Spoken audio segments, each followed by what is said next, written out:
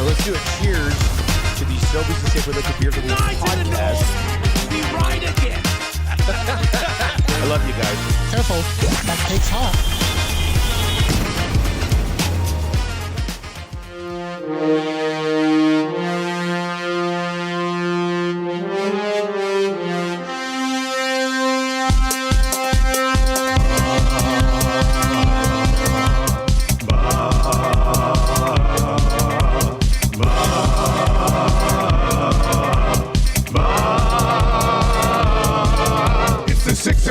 Check-in, come on, let's go.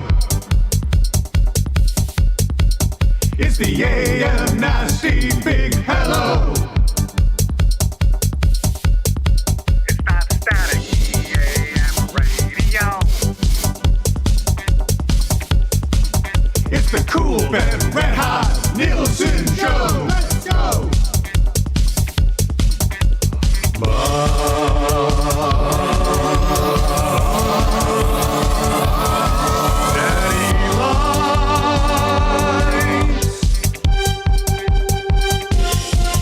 Everybody tuning in, even my wife. Mommy likes too. And those Macramalla intros are cutting like a knife. Hey, it's Mitch texting in, he's your dealer for life. Let's crack a 6 o'clock and log you with some sirloin bites.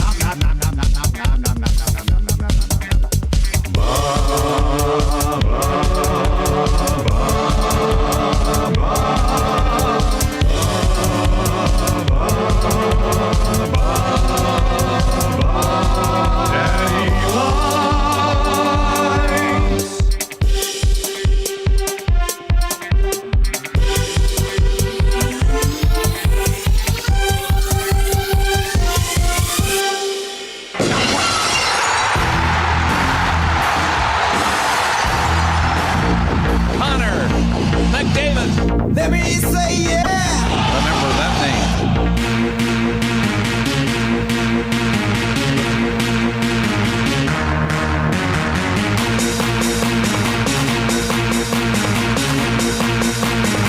Let me say yeah. Hunter. McDavid.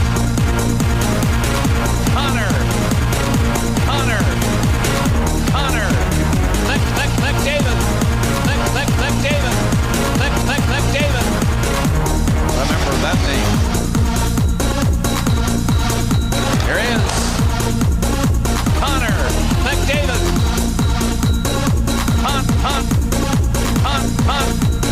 Hunter McDavid.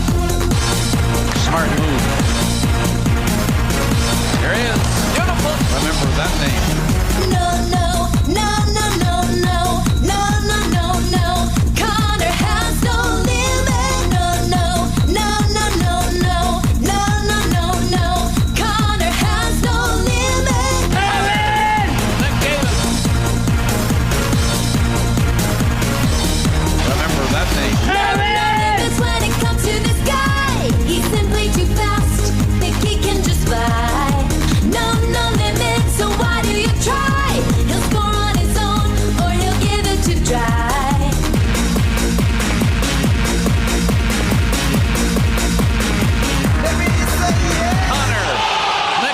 Fans in heaven, cause of 9 to 7. The nation in love from Gibbons to Devon. Looking to pass, deep men on the ass. Second contract, a lot of cash. Tick, take your time. McDavid on your team and you'll be fine. Just open your eyes and you will see it. Oiler for real, cause he has no limit. No. Connor has no limit. No. Connor has no limit.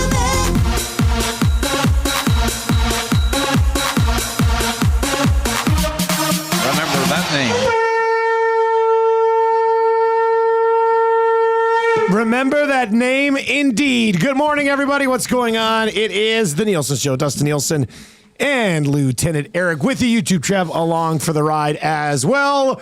And yes, you can text us anytime right into the Paris Jewelers inbox at 780-218-9999. If you need a conch this morning, let us know why. Maybe it's for you. Maybe it's for somebody else. but we can definitely hook you up. Adam Henrique. With that. Adam Henrique. A coach for Adam Rico song, Henrique yeah. for sure. Looks like you do need some production from Adam Henrique. Am I right? Yeah, well, what are the odds of that? We sit there yesterday and spent pretty much the entire day talking about Adam Henrique, and then he goes out and buries a couple.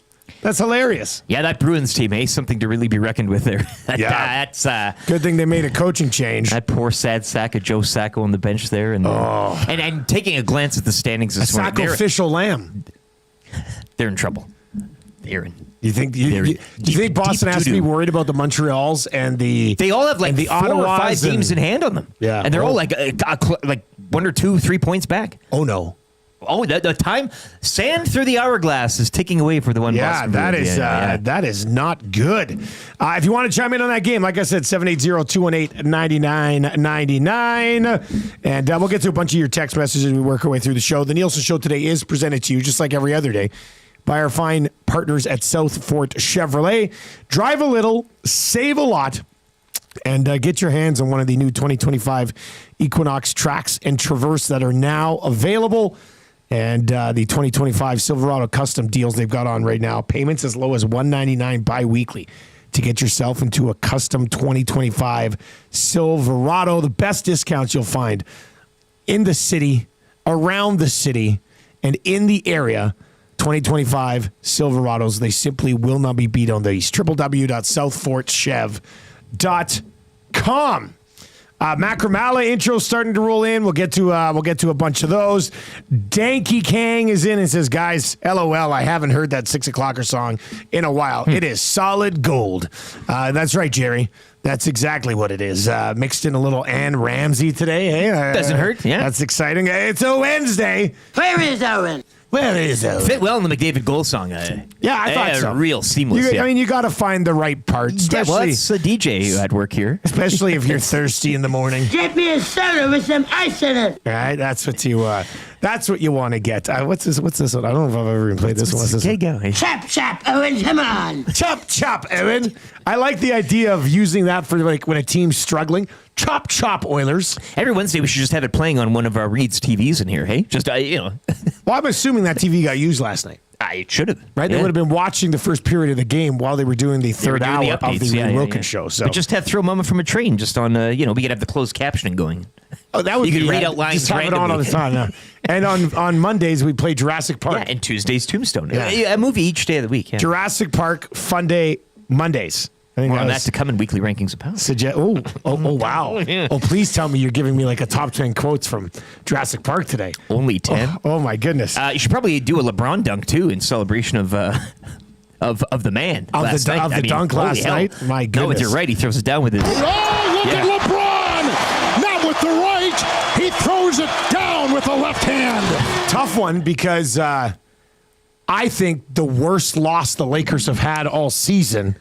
There's no justifying losing to the Dallas Mavericks without Luka, without Kyrie, and a Mavs team that had lost like 5 or 6 in a row, I think. And they're battling for like 4, 5, 6 in the West with them and the Rockets, and they just lost to the Rockets. They had to have this one against the Mavs, but that dunk was something else. I mean, the guy is 40 years old, and he goes flying up, switches to the left hand, and throws it down like lightning speed.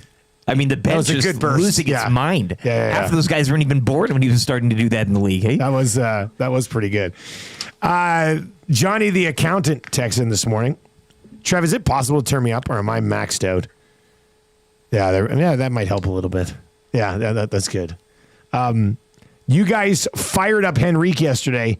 You are the Tony Robbins of sports broadcasting. Yeah, we should wear headsets from now on, hey? Just little Britney Spears headsets. Yeah. Isn't that how he talks or whatever? I only think that Tony Robbins is Ben Stiller in the Fat Camp movie. Heavyweights. Is that what I think it was? Heavyweights. And that's when somebody says Tony Robbins, in my mind, it goes to Ben Stiller. I always get Strutty and him mixed up. Never seen the two of them in a room together. Tony Robbins and Strutty. Yeah. Similar laughs? Yeah, the mouth very animated, Yeah. I love this text this morning.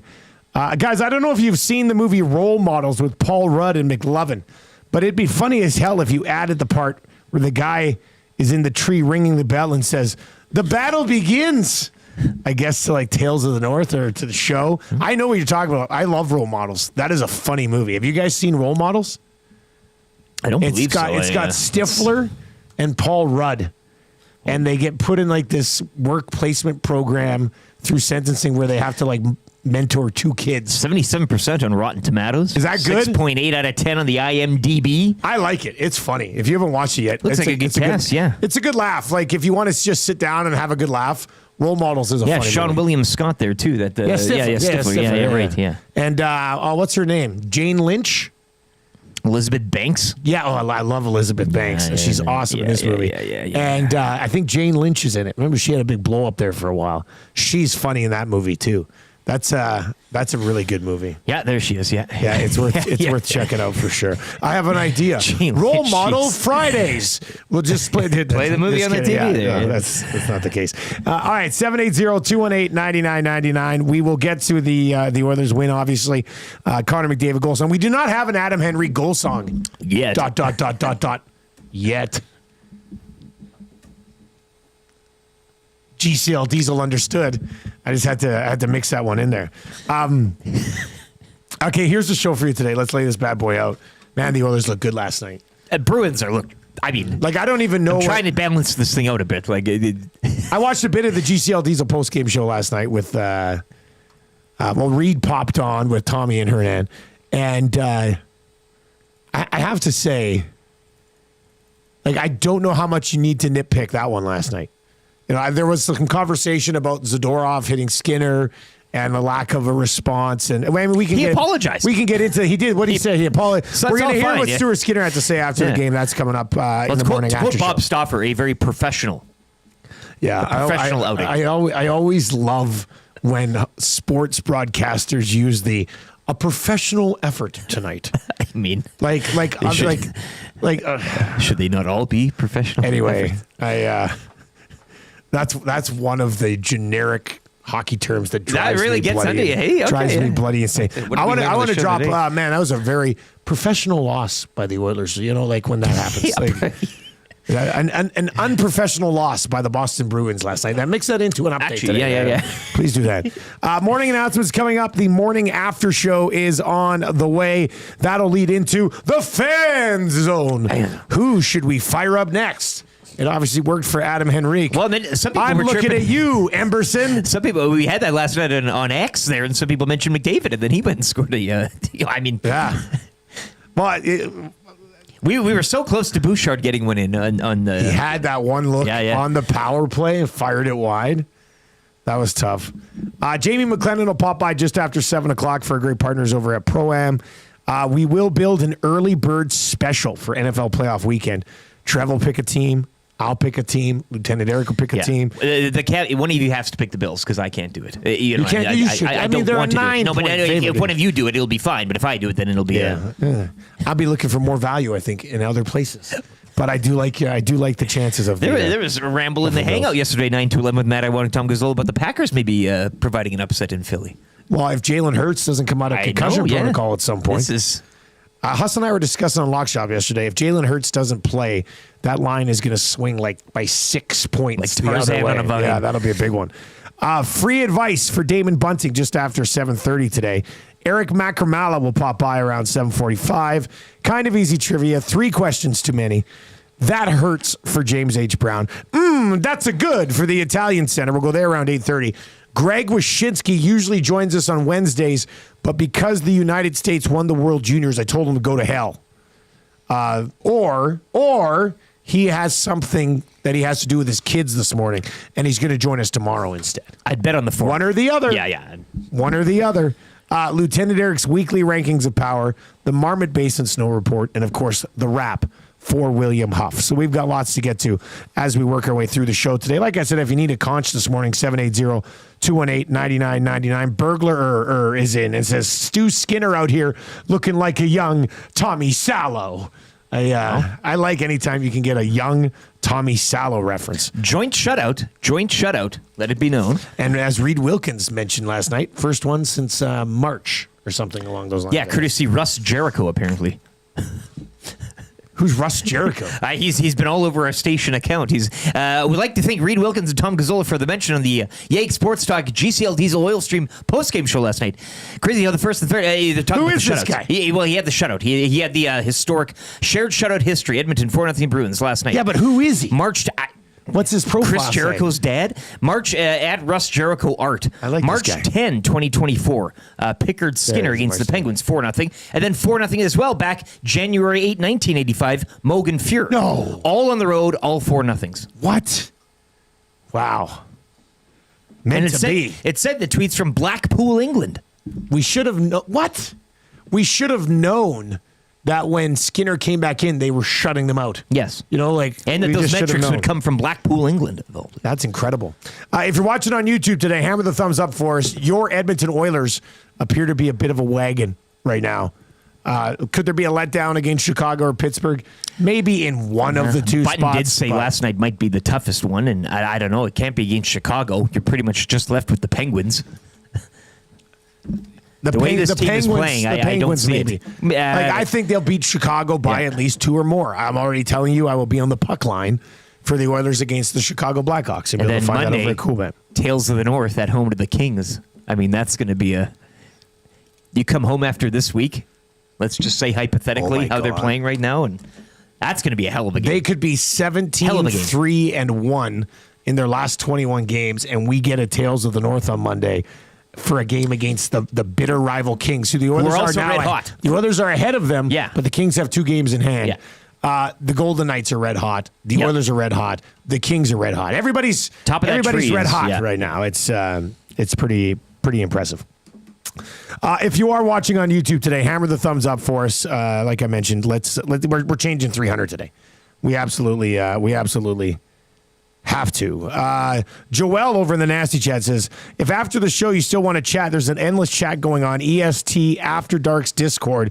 Look for HP Mama 1810 on X and Twitter. And hit that bell to get notified of new content every day. We're pushing 15K. Join us in the afternoon with new shows. Pushing 15K what? What's that mean? What's the pushing 15K? 15? I think it just means you have to eat another one of those pickled herrings from the fridge. I would if say the Discord channel gets to 50K, I will have another pickled herring. Not. That'll never happen again. I told my wife last night, I said, I had a pickled herring. And she goes, just thinking about that makes my mouth water. And I was disgusted by my own wife.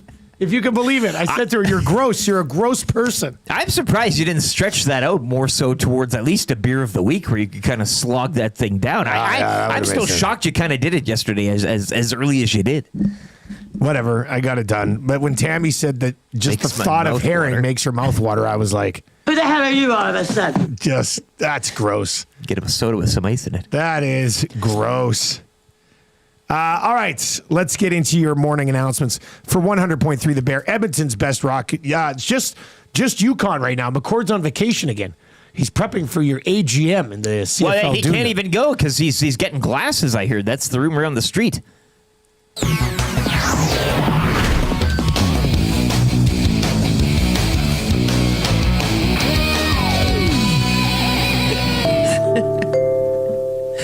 Yeah, Okay, Chinese New Year, we're going to have our AGM, actually. And are you joking about the McCord can't make it because of glasses? Oh, no, we had an original date planned because we always like to do it on the College Football National Championship night because you got a game going or makes whatever. sense, yeah. As per tradition, he said, I can't make it because he's getting surgery or something on his eyelids, and I think he's getting glasses. So I suggested that he send his wife as a proxy, and she could wear a surrogate cap. Just as effective. Well, she might do it better, and she could have the little earpiece in, and table all of his concerns and gripes. So he's getting glasses, but he's having surgery on his eyelids? There's a lot to unpack. What is Something's going on there? Yeah, but he will be wearing glasses apparently. I think it's pretty clear you need to replace him in the league. Give his team to Zacticum. Might be a vote there at the AGM. Oh, wouldn't that be something? I love that. All right, 780-218-9999. NHL action last night. And we got the morning after show coming up. Deeper dive into the Oilers win over the Boston Bruins here at 6:30 this morning. Jamie McLennan will be by to talk about that victory as well. But around the National Hockey League last night, our lock shop partner parlay, hopefully you were riding with us. We were on the Red Wings, we were on the Maple Leafs, and we were on the Golden Knights in regulation. Nice. at 5-1-ish. So cha-ching. How about those Cash wings, that. eh? How about those wings? That Todd bump. I mean, that looks like a coaching change. It's working. And one of those handful of teams chasing down the Bruins right now that could be making some noise here. Dallas was down 3-0 to the Rangers, came back and won 5-4 in overtime. Detroit got it done 3-2 in overtime. You see that save Forsberg made yesterday? I saw it referred to on Twitter as grand larceny. I love when now it wasn't mixed in on the play-by-play call as grand larceny. But my goodness, I even love when somebody uses grand larceny in a tweet about a save. It was very, shall we say, professional looking? Eh? A professional looking save yeah. from Forsberg. The Maple Leafs, I think they've won 5 in a row now. They got by the Flyers 3-2. Minnesota won 6-4. Brock Faber, I believe, was hurt in that game. I'm not sure if I saw an update after. The Winnipeg Jets get by the Preds 5-2. The Flames used overtime to get by the Ducks. And then, as we mentioned, the Golden Knights, who the Oilers are trying to track down for top spot in the division, refused to lose. 9-1-0 in their last 10. They've won 10 of 11 against San Jose. That's because Vegas is good and San Jose sucks. But yeah, that was it's tough to track them down. They simply keep winning. Yeah, the top of the West as a whole right now, just W's everywhere you look. Bill texts in this morning, says at least 3 Oilers defensemen led breakouts last night. Bouchard, Nurse, and Ekholm. I would have liked to have seen them score also, but 4-0 is okay too. Yes, yes, 4-0 and is a good okay. game by the birthday boy 2 days removed, Brett Kulak, with a pair of assists and leading the blue line in ice time last night. It was a what do you call it? A no sweater, right? You guys do that in the lock shop? Sweat, lock shop. It's a great lock shop term. Yeah. A no sweat last night. Professional no sweater. Morning after show coming up. We will hear what Stuart Skinner had to say after the game. I will admit that I did get sucked into the TGL golf, tomorrow's golf league. I watched the beginning of it, and then after the Oilers game, I went back and pretty much watched the rest of it as well.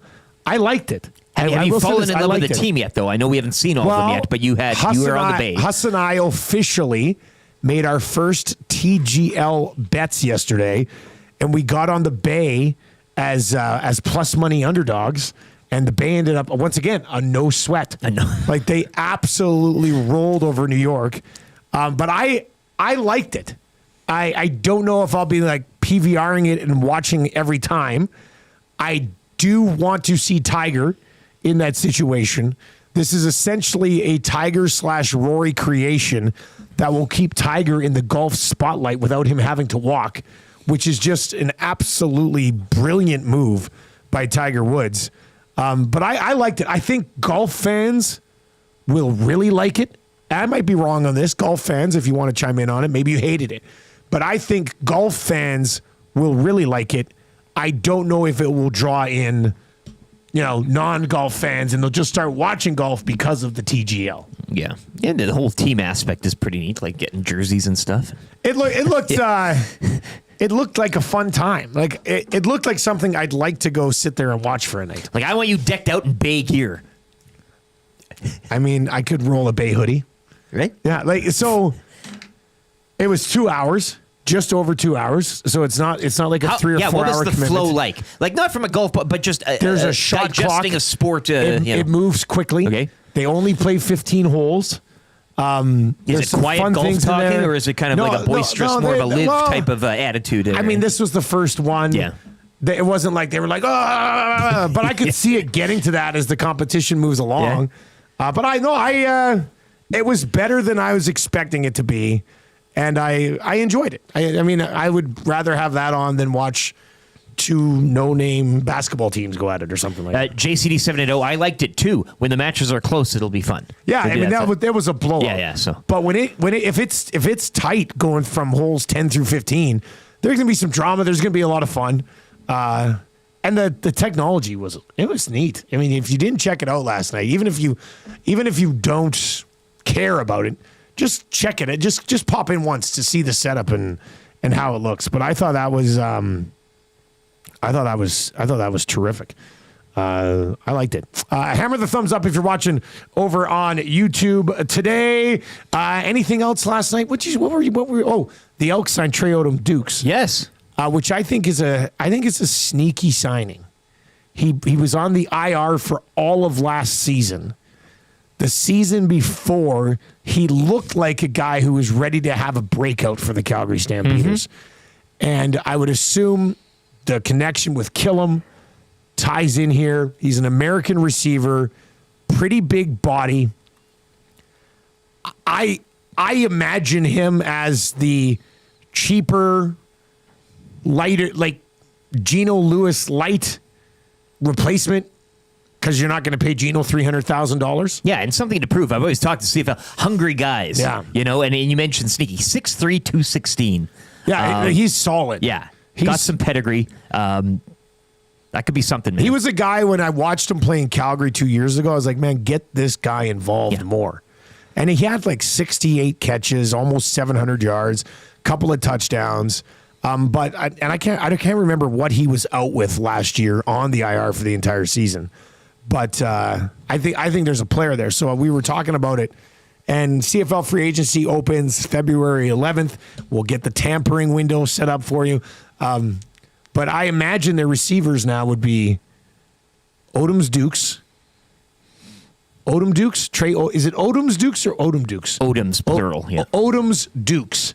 Trey Odom's Dukes. So Odom's Dukes, Dylan Mitchell, Gittins Jr., I missed. Oh, I want them to keep Tevin Jones. Is Tevin Jones? But if you go Tevin Jones, Odom's Dukes, Gittins Jr., Dylan Mitchell, and then a combination of Gavin Cobb and Zach Mathis, that's a pretty good receiving core. I know it's not Geno Lewis, but those other guys are also pretty good. Blinded by the light, as I'm saying. He's got something to prove. He's hungry. He's looking to make a name for himself. So I'd rather go that route, the cheaper, more hungrier route. And maybe just with the name we just refer to him as Todd. Todd. Yeah, I mean, if he has a good season, he'll get a nickname. Todd. And just, and then we can play Todd Gack clips. What a game by Todd. That could work too. What a game by the Oilers last night as they pick up a convincing, professional 4-0 win over the Boston Bruins. We'll hear what Stuart Skinner had to say coming up, and we will dive into that game with your morning after show on the way next. The Fan Zone still to come as well. Do you have to add anything to this roster with the way it's playing? Am I right? I don't Am I think right? so. Am I right? Do you just leave it as is? Or do you still go out and get that defenseman? Yeah. What do you do? Your thoughts on all of that, 780-218-9999. Let's get to an update for Nisku Glass with Lieutenant Eric.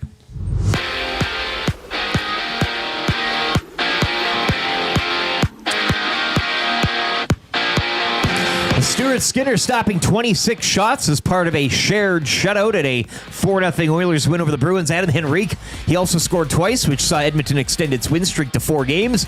Oilers in Pittsburgh tomorrow to take on the Penguins. Penguins last night will lose in a shootout to Columbus 4-3. Stars rallying past the Rangers in overtime 5-4. Jamie Benn with the winner. The Wild have wins in 4 straight. They'd come back to top the Blues 6-4. Connor Hellebuck recording his 300th career win. Jets snap a 3-game slide with a 5-2 victory over Nashville. Flames topping the Ducks 3-2 in overtime. The Golden Knights, they also continue to win. They double up the Sharks 4-2. Vegas 9-1-0 in their past 10. 4 games around the NHL tonight. The Edmonton Oil Kings 5-game homestand continues tonight against the Saskatoon Blades. Puck drops 7 o'clock down at Rogers Place. Oil Kings just 5 points back of the Blades for first place in the Eastern Conference.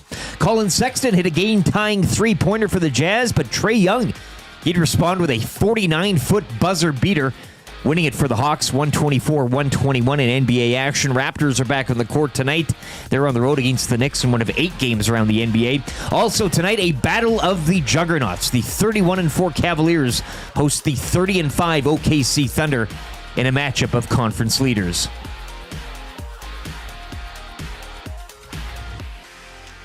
Sports update brought to you by Nisku Glass. We want to thank EST and all the listeners and viewers, and what better way than to give them a deal. Mention Edmonton Sports Talk or present your Nasty Club membership for a 10% discount on windshields, glass, or any of your window and door orders. Call them today to get that ugly broken windshield replaced or to start planning your winter and spring renovation projects now.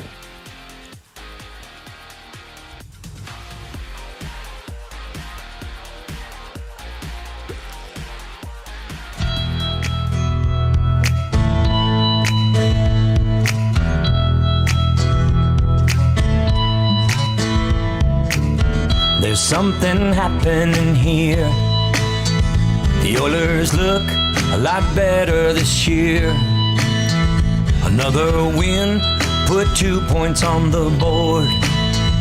Telling me your faith is restored. I think it's time you stop, listen, here we go. Wake up with the morning after show.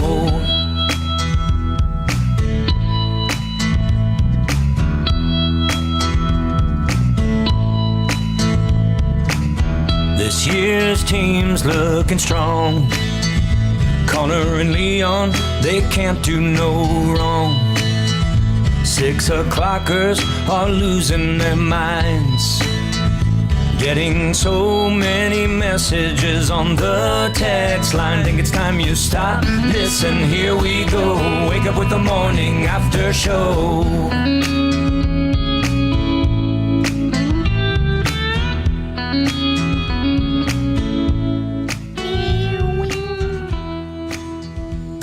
Well, it feels good after a win, doesn't it? You like hearing that this morning. It is the Nielson Show right here on Edmonton Sports Talk. Still to come later today, the Hangout.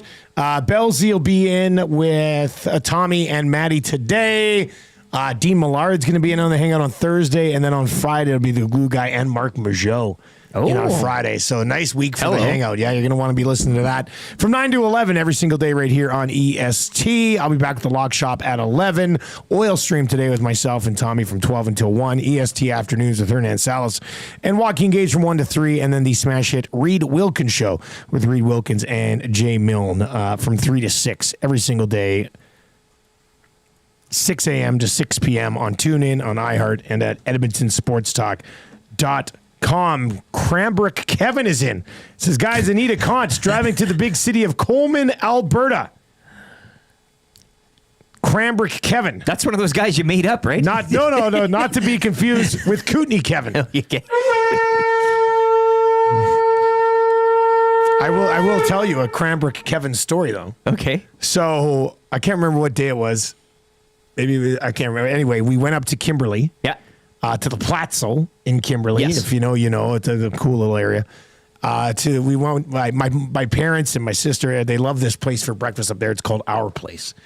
So you go up, a little bit of an older place, but whatever. It was delicious food. My goodness, I can see why they love it. So anyway, we go in, we sit down. There's 10 of us there. We have breakfast, whatever. It's all done. Blah, blah. I decided I would treat. It was like my one treat through the 12 days. You ordered of a crepe. I was like, no. Like I bought breakfast for everybody. Oh, I see. So I went up to pay for it, and this other guy comes up, and he's standing right next to me, and I'm going to pay for it. And You're getting the feeling, aren't you? Yeah, he looks at me and he goes, "Hey, Cranbrook Kevin." I was like, "Come on, man!" Like, so it was great. It was great to meet him. It was awesome. So I met Cranbrook Kevin in Kimberley over the holidays at your place or our place or whatever. At our place. Our place. Dare I say it, a Christmas miracle. I think so. I like the casual. Hey. Yeah. Cranbrook Kevin. He's like, oh, so you're paying for breakfast too? Classic.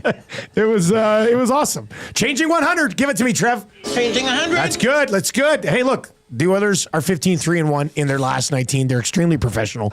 If you like where they're heading right now, hammer the thumbs up for us on YouTube. That would be great. We're going to break down the game, obviously, with Jamie McLennan, but let's get into it right now. It is the morning after show right here on the Nielson Show. The EST big moment that happened in a 4-0 win for the Edmonton Oilers, highlighted by a couple of goals from Adam Henrique. Off of the Schneid with his 4th and his 5th of the season. Connor McDavid with his 16th on the power play. And Victor Arvidsson burying it in the empty net. Leon Draisaitl's point streak does come to a close. But what was the big moment last night's hockey game, buddy? Taking to the ice. Like the moment they stepped out there? They are now 15-3-3. when scoring the opening goal, your Edmonton Oilers this season. But I will go with a collection of moments, two to be exact. The Skinner save on Zaka, then the McDavid corresponding breakaway goal to make it 2-0. I know scoring first and the record that they have, just a 1-goal lead, but when McDavid potted it 2-0, I mean, the way the Bruins were playing and the way the Oilers stormed out in that opening period as well, that was kind of... I mean, as like the other night in Seattle, lights out. That was what it was in my household. That's what I said. I sat up a bit and I said, lights out. Lights out. Lights out. That's it. Yeah. You literally turned it off and went to bed. So the Skinner save and the McDavid breakaway goal, I think, was a swing there. I don't know how you can not... I don't know how I can't agree with you. Another that 5 shots for McDavid again. He is shooting swing. gallery as of late. Huge swing in that game, though. I mean, if Boston buries that, it's 1-1. You never know. Like, what's going on here? Yeah. Instead, seconds later, it's McDavid the other way on a breakaway, and he makes no mistake, absolutely buries it. In fact, for the kids today. Hakuna McDavid, what a wonderful phrase. Hakuna McDavid, ain't no passing craze. You have no worries because of the way that he plays. Yeah, say it, kid. He's the next Gretzky from the draft lottery. Hakuna McDavid. Hakuna McDavid. Hakuna McDavid. Hakuna. You have no worries because of the way that he plays. He's the next Gretzky from the draft lottery. Hakuna McDavid. Yeah, for the kids and for some adults who obviously love that one as well. McDavid buries it. They go up 2-0. It was kind of on cruise control after that. Trev, can you think of any other moments in this hockey game last night that we would stand out and go, that is the key moment of this hockey game? Because going from a possible 1-1 tie to a comfortable 2-0 lead, hard to top that, I think. Yeah, I mean, I'm trying to think because that's what, that's definitely the obvious answer. Maybe just Henrique getting off the schneid, getting that first goal. Like, is that a good answer? Maybe, I don't know, because I feel like that did a lot. I feel like it did a lot for the boys. He got him on the score sheet, and then he followed it up with another goal. So maybe that's probably my answer. That I think could be honorable mention. Yeah. Honorable mention is a good way to put it. That could be honorable mention. Yeah. Super stat of the night. What are we looking at here, boys? What stood out for you? 1.000 1.000 1.000 1.000 Stuart Skinner and Pickard. Yes, with the shutout in this hockey game last night. Where's this texter? Pierce Rubella 2.0. Skinner haters will be telling you we need to upgrade a goalie because he should have gotten a shutout last night. You got with the shared thing, but no, yeah, that's the story too. And yeah, I mean, the Zadorov run, the apology but coming back into the game and all that stuff. So yeah, good night for Stuart Skinner. And you know what? I'll look at the 2 goals for Adam Henrique. Yep. I mean, he had 3 on the season coming in, gets 2 last night, now has 5 on the year. And you know what? Henrique, Skinner, Hyman, got to feel good if you're Knobloch. Like, Knobloch last night was full-blown sister kissing. Yeah. Aaron Glenn on your Lions Luke bench. Skywalker. Just, what do you think about that? What do you think about that? That line might be a little bit slow to be effective. Apparently not the case last night. Share the stats too. I like the McDavid 5 shots again. He's been on fire when it comes to the shots as of late. So that's good to see as well. As you mentioned, Draisaitl the point streak snap, but McDavid picking up the slack. 3 stars of the game last night. Stuart Skinner, first star. He has his save percentage back to 900 on the season. Did you know the league average is 901? Oh, so he's knocking on the door, hey? Looks like Stuart Skinner is average. Shall we say a professional number? What do you think about that? Back to 9 though. That's good. You got to hit there. Adam Henrique, 2nd star. Connor McDavid, 3rd star. That kind of covers all the bases. Where are you going for 4th star? I'll give you a 4th and a 5th. Okay. If you like. And you can interchange these how you like. Vasily Podkolzin and I still pointless on the night, but 5 shots, joint lead with McDavid, 2 blocks, 5 hits, working extremely hard, making life difficult for the opposition. I think the legend of him continues to grow night after night. pods goals in, whether he's podsing goals in or just being Podzilla. You see that one makeup too of him in a Godzilla with the eyes and torching the Saddle Dome. Yeah, he's kind of walking all over the city of Calgary.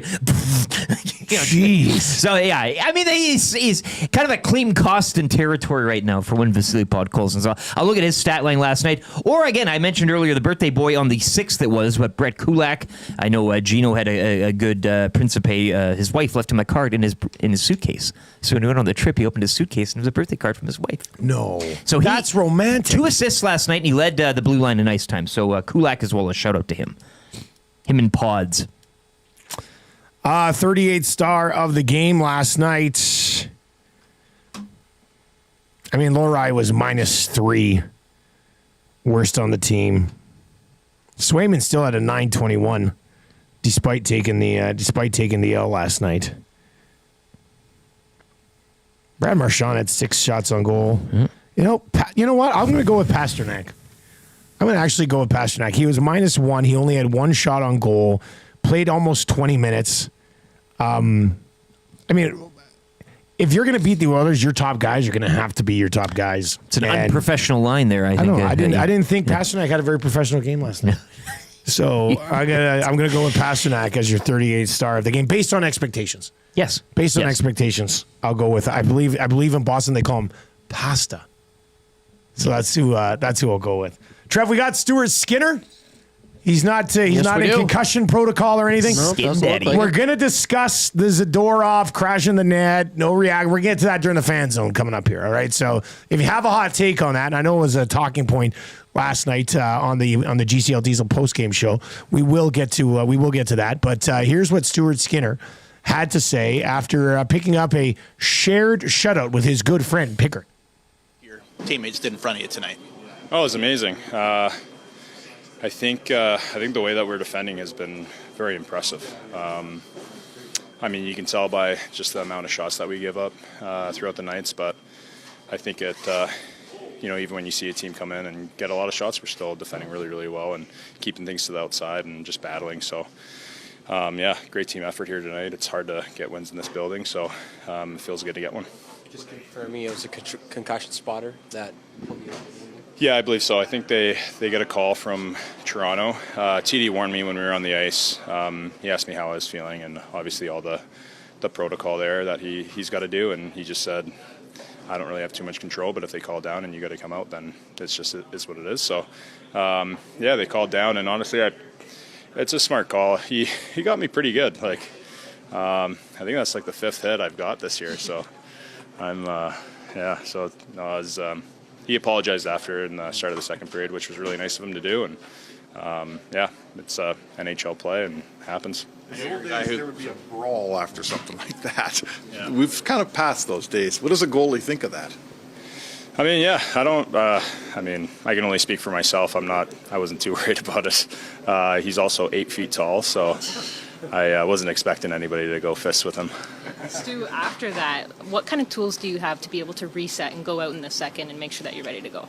Yeah, honestly, you kind of think about it even when you're doing the concussion protocol. You're kind of thinking, if I go back out there, I've had a lot of time to sit on it, and, I got to go back and bring my game, especially in the NHL. If you take a second off, it can really hurt you. So I think I proved to myself that, in situations that happen like that, which I'm guessing is going to happen again at some point in my career, then I know that I can come back in and do my job. You're a guy who's concerned about wins over anything else. A little kind of disappointing, or lack of a better word, about kind of losing the personal shutout and having to leave the game like that, It was honestly pretty funny, just because when it happened, I looked at Cal and I said the same thing happened in Pittsburgh, and I stole a shutout from you, and he was pretty upset. So I was like, well, I guess we're even now. So, no, it's just, it is what it is. Shutout, no shutout. I mean, you said it at the beginning. It's not that.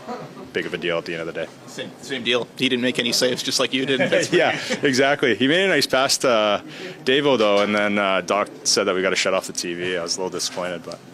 Once Adam finished his radio hit with the NHL Network, he came into the room and everyone was chanting Rico, Rico, Rico. Can you maybe talk about how important he is to this club, especially the night he had? Yeah, obviously great to see him put up some points, get a few goals here now. But honestly, I really love his game when he doesn't have the puck, when he's in the D zone, the way that he handles himself as a professional on and off the ice, the way that he is as a human being. I mean, it speaks volumes. So he's a massive piece on our team. He's an incredible human, like I said, and the way that he plays the game, he's a two-way forward, and you can really tell that he really cares. So he deserves all the credit that he gets. Look, let's just get to what everybody was thinking. If you were watching on YouTube there, you were watching Stuart Skinner's post-game. If you're listening on TuneIn or iHeart, you do know that he's got an amazing mustache. How much do you think that factors into him being able to survive a collision with a mountain of a man in Zadorov? Well, how much does that sway Toronto in terms of them glancing from the 10,000-yard view and saying, that guy, like he looks tough. Like it's like a Tombstone character, right? Very like, much so, there's no way he's getting a concussion. Yeah, get him back in there. So, Trev, as a guy with a similar mustache to Stuart Skinner, do you feel more confident in physical confrontations? Oh, gosh. I was just going to say, I can chime in on this. Yeah. I was trying not to break character there. But, when I'm having a rough day, you look yourself in the mirror, and then you see that mustache, and then everything goes away. And you're just like, hey, I got a really good mustache. I can do anything I put my mind to. So I feel like that anyone who has a mustache can... has those feelings. So Stuart Skinner has that as well. Tremendous mustache. I'm not surprised. I need you, though, in one of those wide brim hats that he has on those commercials. Yeah, on the commercials. We need to get you in one of those, I think. That's the next step. Okay. Yeah. I would say, because if it worked with the mustache, like if you didn't have it. Looking at Skinner and then looking at Trev's mustache right now, if I could grow a mustache like that, I would walk around a little bit taller, too. Yeah. I mean, It's a Wild West mustache. Not many men can grow a mustache like you and Stuart Skinner can grow a mustache. Yeah, you know what? It's interesting because you don't realize it, but I get complimented a lot when I walk out, and like when I'm just out in public. Yeah, people you've got I a like your sick mustache, stash, buddy. I like your mustache, and it's like one of those things you don't realize what you have until, I don't know, maybe it's gone, and one day I'm going to lose a mustache, and I'll be like, oh gosh, I did have a good mustache. But I mean, it's thanks, boys. I really appreciate that. Northside Adam says it's a total power stash. I mean that's what you guys have. You and Skinner very similar. Yep.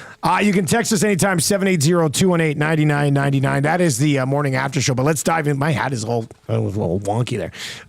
That's all that hair underneath. It's just pushing it up slowly throughout the show. My hair just grows and pushes it over.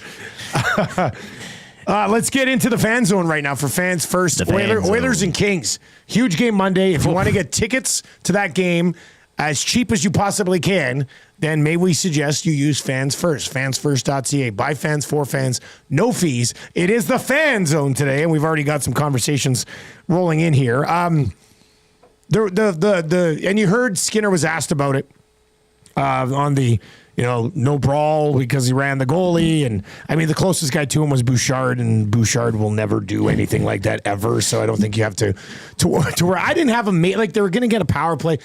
I didn't have a major issue with it. I mean, he was down. You could have gone over and just sort of pushed him a little bit, and then that would have been it. You wouldn't have got a penalty. I mean, you could have done something like that. But I don't think it's the end of the world. Where's Josh Brown when you need him? Well, I know. So we're going to get to some text messages here. Let's get some text messages. Of course, Toss Fan Zone all knows as well. And over in the Nasty Chat, we will get to some of your comments on this as well. Guys, this is in from Donkey this morning in the Paris Jewelers inbox. Do not pay until 2026 at Paris Jewelers. Visit the website, www.parisjewelers.com. The Bruins had a lot of big hits last night. The goalie run, Frederick forcing Perry to fight. He pumped Perry pretty good, too. Ugh. Yeah, those hands were lying. Well, I mean, a lot of helmet shots. But still, whatever. Looked pretty dominating. Is nobody disappointed that in his first game back, Josh Brown did nothing? If that's not what he's there for, why is he in the lineup? Well, first of all, Donkey, I never know why he would be in the lineup. But I understand what you're saying. Now, with that being said, I mean, I guess he would have to go out, finds it. They'd have to, like, Knobloch would have to make sure he's out. I didn't arrange a meeting, follow it after to make sure that they were on the ice together 9 times and they never won. Like, I didn't look into that.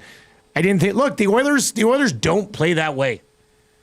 They don't need to. They're not a physical hockey club. Take the call and make them pay on the scoreboard. They just, I mean, yeah, I understand what you're saying. If he's, what else is he supposed to accomplish? Like, that's what he does at the NHL level, is fight guys. Trevor, you disappointed with nobody sending a message to Zadorov?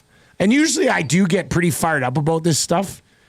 But I don't know, last night's. I think it's situational. Like, for whatever reason, I was kind of the same way. I was like, he ran him, but like if he popped an elbow, if he did something and like stood over him, then I'd be like, okay, like that's your goalie. Like, do something.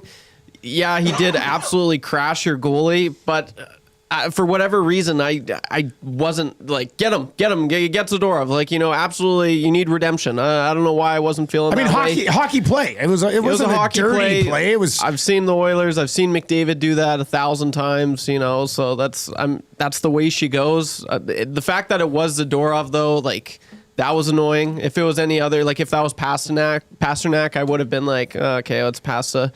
That's not really in his game, but I was surprised. I will say this, like Zadorov, he did go and tap Stuart Skinner's pads. I did not have that.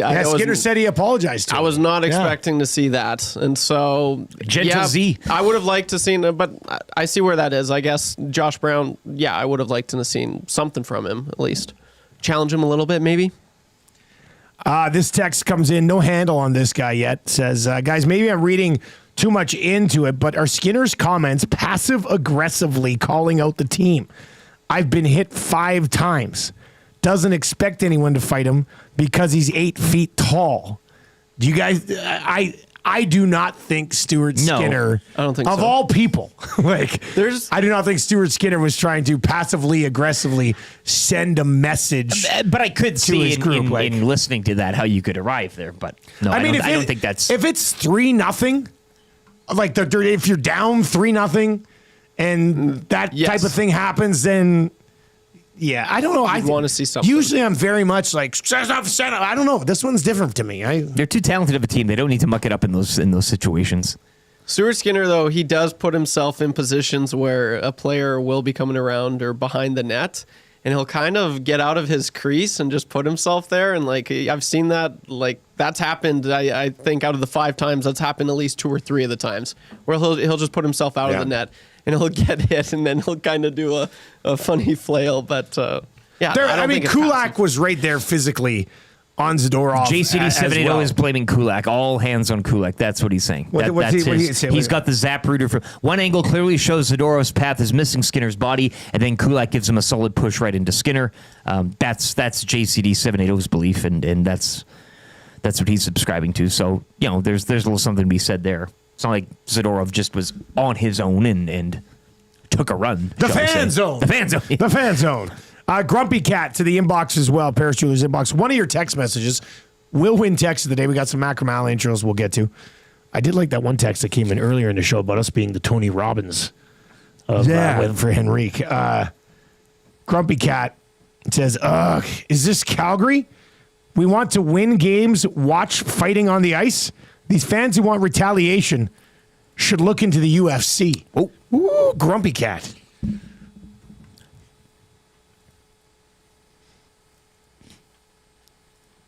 Bones texts in to the fan zone this morning. Fan zone. Says, Henrique is very handsome. Is a very handsome goal-scoring machine. Well, and Skinner called him professional. He did say. You know what? I appreciated that this morning. I very much did. And T-Buds is in and says, it's a Wyatt Earp stash YTT is repping, and I love it.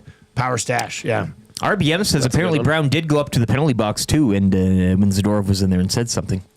So maybe there was. Did I miss that? Maybe there was a bit of a. He said he was listening on the audio broadcast, and they pointed to that. Oh, Stoff would have pointed that out for sure. Yeah, he was. I could see Stoff all right eyes now. on that. Yeah. Brown's gone. Where is he? Over. Where is he? Like, When you're paid by the team, you need to justify Brown's existence in the lineup. 4 hits. Simple as that. Led the blue line in hits last night. 780-218-9999, 780-218-9999. If you're watching it over at on YouTube, hammer the thumbs up for us as well. Ripsy Step says Rashog took it as a shot at the team. I mean, the Skinner comment? Yeah, that's then Shoggy's reading too much into it. Yeah, well, Stuart Skinner's not taking a shot at his team by saying he's been hit 5 times this year. I mean, he's just been hit 5 times this year. X-Ray J says, I think Stu's message is more directed to the league. As if I'm not mistaken, this is the first of 5 hits. So maybe, I think he's communicating to a larger. For what? Like to the league for what? Well, we're reading too much into this. No, but getting right. I don't think he's laying it. I don't think there's anything sly directing it to his teammates, but just saying again, what was the quote again? He's been hit 5 times. Yeah. So I think maybe X-Ray J says he thinks that's more of a message to the league for hey, check it out. But what are they going to do about it? I know. I'm just tells Zadorov he can't drive to the net. I'm just saying, do not read into his comments at all. I think that is one of the things from an Edmonton market where somebody will write a blog later today and be like, Skinner takes shot at team for not standing up for himself. Come on. But if you want to read into it, I would think too that he would sooner go and have more of a gripe at the league in terms of protection than his teammates. I don't think Skinner's the type of guy who would call it a room like that. I don't think Skinner meant. I know. We don't have to anything. But between the league, the two is more of a league thing. I would more side. If you had to pick one, I would more side with X-Ray J. And that's sorry, X-Ray J, but I'm picking zero of these takes. That's we should not read into him saying that he's been hit 5 times. He's just saying, I've been hit 5 times. That's all it was. Come on, what are we doing here? Sending a message to his team? In a post-game press conference? Stuart Skinner? Please. Awful takes. Those are awful takes. I'm sorry. I completely disagree. More likely, though, that it would be to the But that also doesn't exist either. I know, but if the two... No, I'm saying it's neither. I like X-Ray J's angle on that more. I agree with you, it's neither. But if you're doing a power ranking, neither, league, and then team, way at the bottom. I completely want to erase the entire post-game the presser. Just get rid of it. It was very literally professional. It meant nothing. It meant nothing. These guys have to stand there and answer the same 6 questions from the same 6 people all the time, and then we're going to read into it and be like, yes, sending a message to the team. Yes, we are. Please, God, ugh. I love this market, and I hate this market. If you take the first letter of every word he said, it says "help me." No, if you transcribed it, you could circle the letters where it says, my team doesn't protect me. Was he sending a message? Every 9th letter spells Come on. All right. We've got Jamie McLennan on the other side of 7 o'clock. Maybe we'll ask him about that. There's no way. I'm not even asking him. He's a goalie. I'm not even asking him. I think it's a horrible, horrible suggestion. We're going to build an early bird special for the NFL playoff weekend. Free advice for Damien Bunting.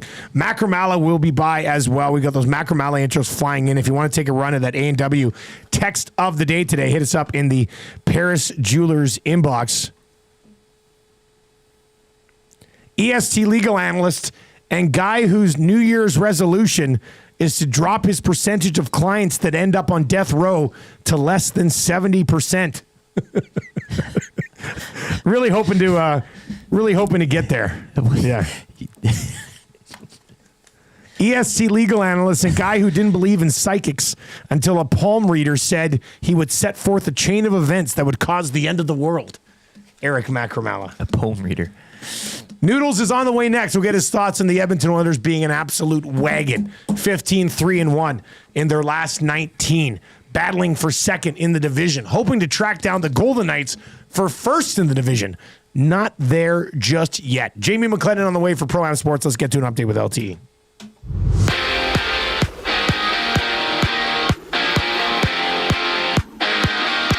Stuart Skinner, 26 saves the Oilers, shutting out the Bruins 4-0 to extend their win streak to 4. Adam Henrique also with a pair of goals in the victory.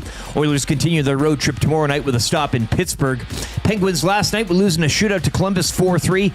Stars rallying past the Rangers 5-4 in overtime. Wild have wins also in 4 straight as they'd come from behind to top the Blues 6-4. Connor Hellebuck recording his 300th career victory. Jets snapping a 3-game skid 5-2 over the Preds. Flames over the Ducks 3-2 in overtime. The Golden Knights, they also remain red hot as they would double up the Sharks 4-2. 4 games got the NHL schedule later tonight. The Edmonton Oil Kings back on the ice. Their 5-game homestand continues tonight against the Saskatoon Blades. Puck drop 7 o'clock from Rogers Place. Oil Kings just 5 points back of the Blades for first in the Eastern Conference. Over to the NBA, Trae Young would hit a 49-foot buzzer beater to win it for the Hawks, 124-121 over the Utah Jazz. The Raptors are back on the court tonight. They're on the road against the Knicks in one of 8 games around the NBA. Also tonight, a battle of juggernauts. The 31-4 Cleveland Cavaliers at home to the 30-5 OKC Thunder. It's a matchup of conference leaders.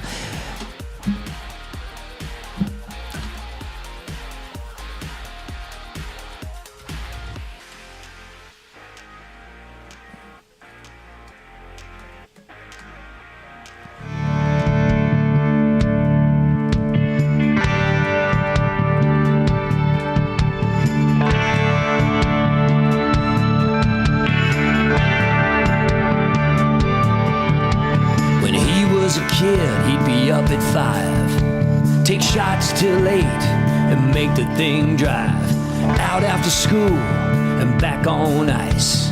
Too bad he sucks, he's only gonna play in a beer league. Oh, the beer league.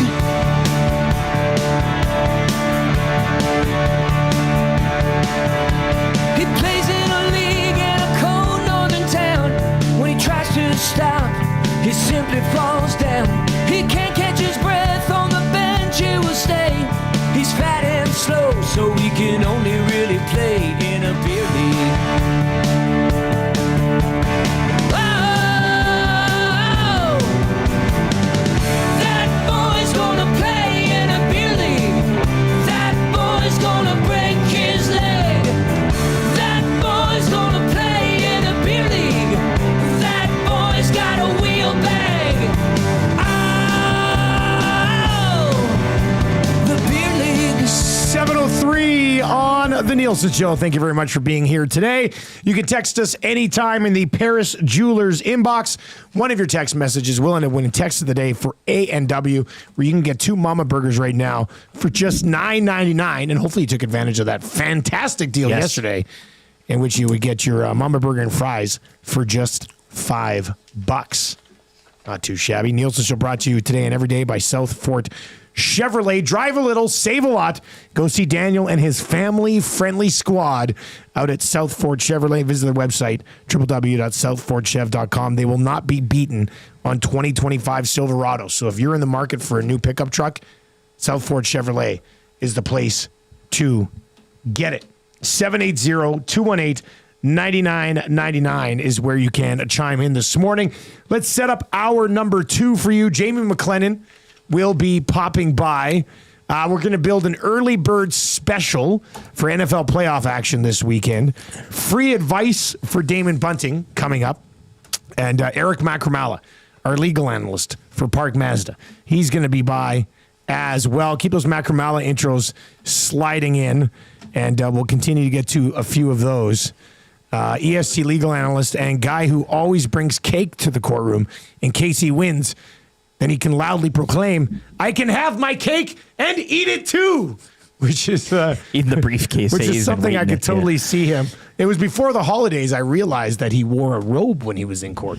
I did not know that for the last 12 years of talking to this individual. And he all decked out at the World Juniors as well. Hey, like he's we definitely got to talk about that. Yeah. It looked like he had like a tournament ticket. EST legal analyst and guy who can't get to sleep unless his white noise machine is set to sizzling fajitas. Eric Macramal. I like that. That's a pretty funny and one, the smell, hey? Man, wouldn't that be something? Out of a Sensi or something. A sleep machine that matches the sound with a scent. Going to bed with. There's $1 million idea for somebody. Toasted Pop-Tarts, hey? You You'd never wake up. EST legal analyst and guy who's in serious danger of being replaced by Ryan Seacrest, Eric Macramalla. Oh, it's it from Tube Socks today. Macramalla will join us around 7:45 today. Free advice for Damon Bunting. Early bird special on the way as well. But Jamie McLennan popping by for Pro-Am Sports, your locally owned sports memorabilia and apparel specialist. Go see the Cooks and Boys. They're just good guys. They've announced a private signing, of course, with Oilers Hall of Famer Grant Fuhr. Submit your items or select from theirs, located in Edmonton at the corner of St. Albert Trail and 120th Ave, or online at proamsports.ca. Adding something signed by Grant Fuhr would be a nice addition to any Edmonton collection. Right now, the Oilers, they're simply just collecting dubs, collecting wins. 15-3-1 in their last 19. Jamie McLennan joins us on the show right now. Noodles, good morning. Where are you today? Are you in a hotel? Where are you this morning? Yes, I'm not in witness protection program. I am in Detroit, Michigan. I called the game last night, and my flight is delayed, so I'm actually going to head to the airport after we chat. So it's good. I got a chance to call that Ottawa-Detroit game last night, but I also got a chance to watch the Boston-Edmonton game, which was good.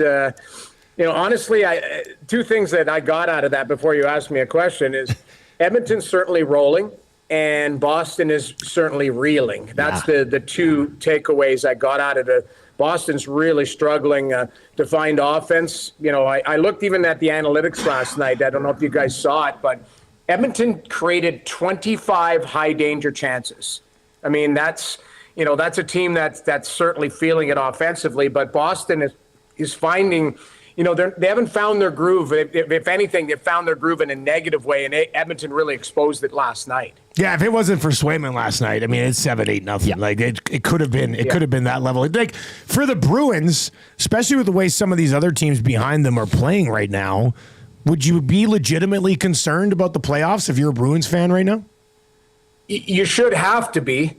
That being said, if you look at some of their moves in the offseason, Lindholm hasn't settled in. I watched him play against the Leafs the other night. Like, he was a non-factor. Zadorov, big signing, big, strong defenseman, very tough to play against.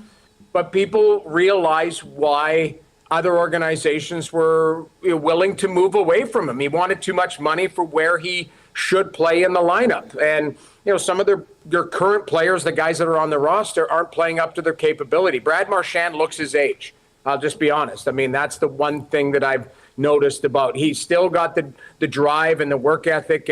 But people forget he's 36 years old and he had 3 surgeries in the off season. So this is a guy that, is really trying to push this team through. So I look at it and Boston is, I wouldn't say underachieved, but they're going to be in one. And to your point, they should be concerned because there are some teams that are really pushing, including Ottawa and Detroit, both the teams that I watched last night. Detroit's won 5 in a row with Todd McLellan driving the bus.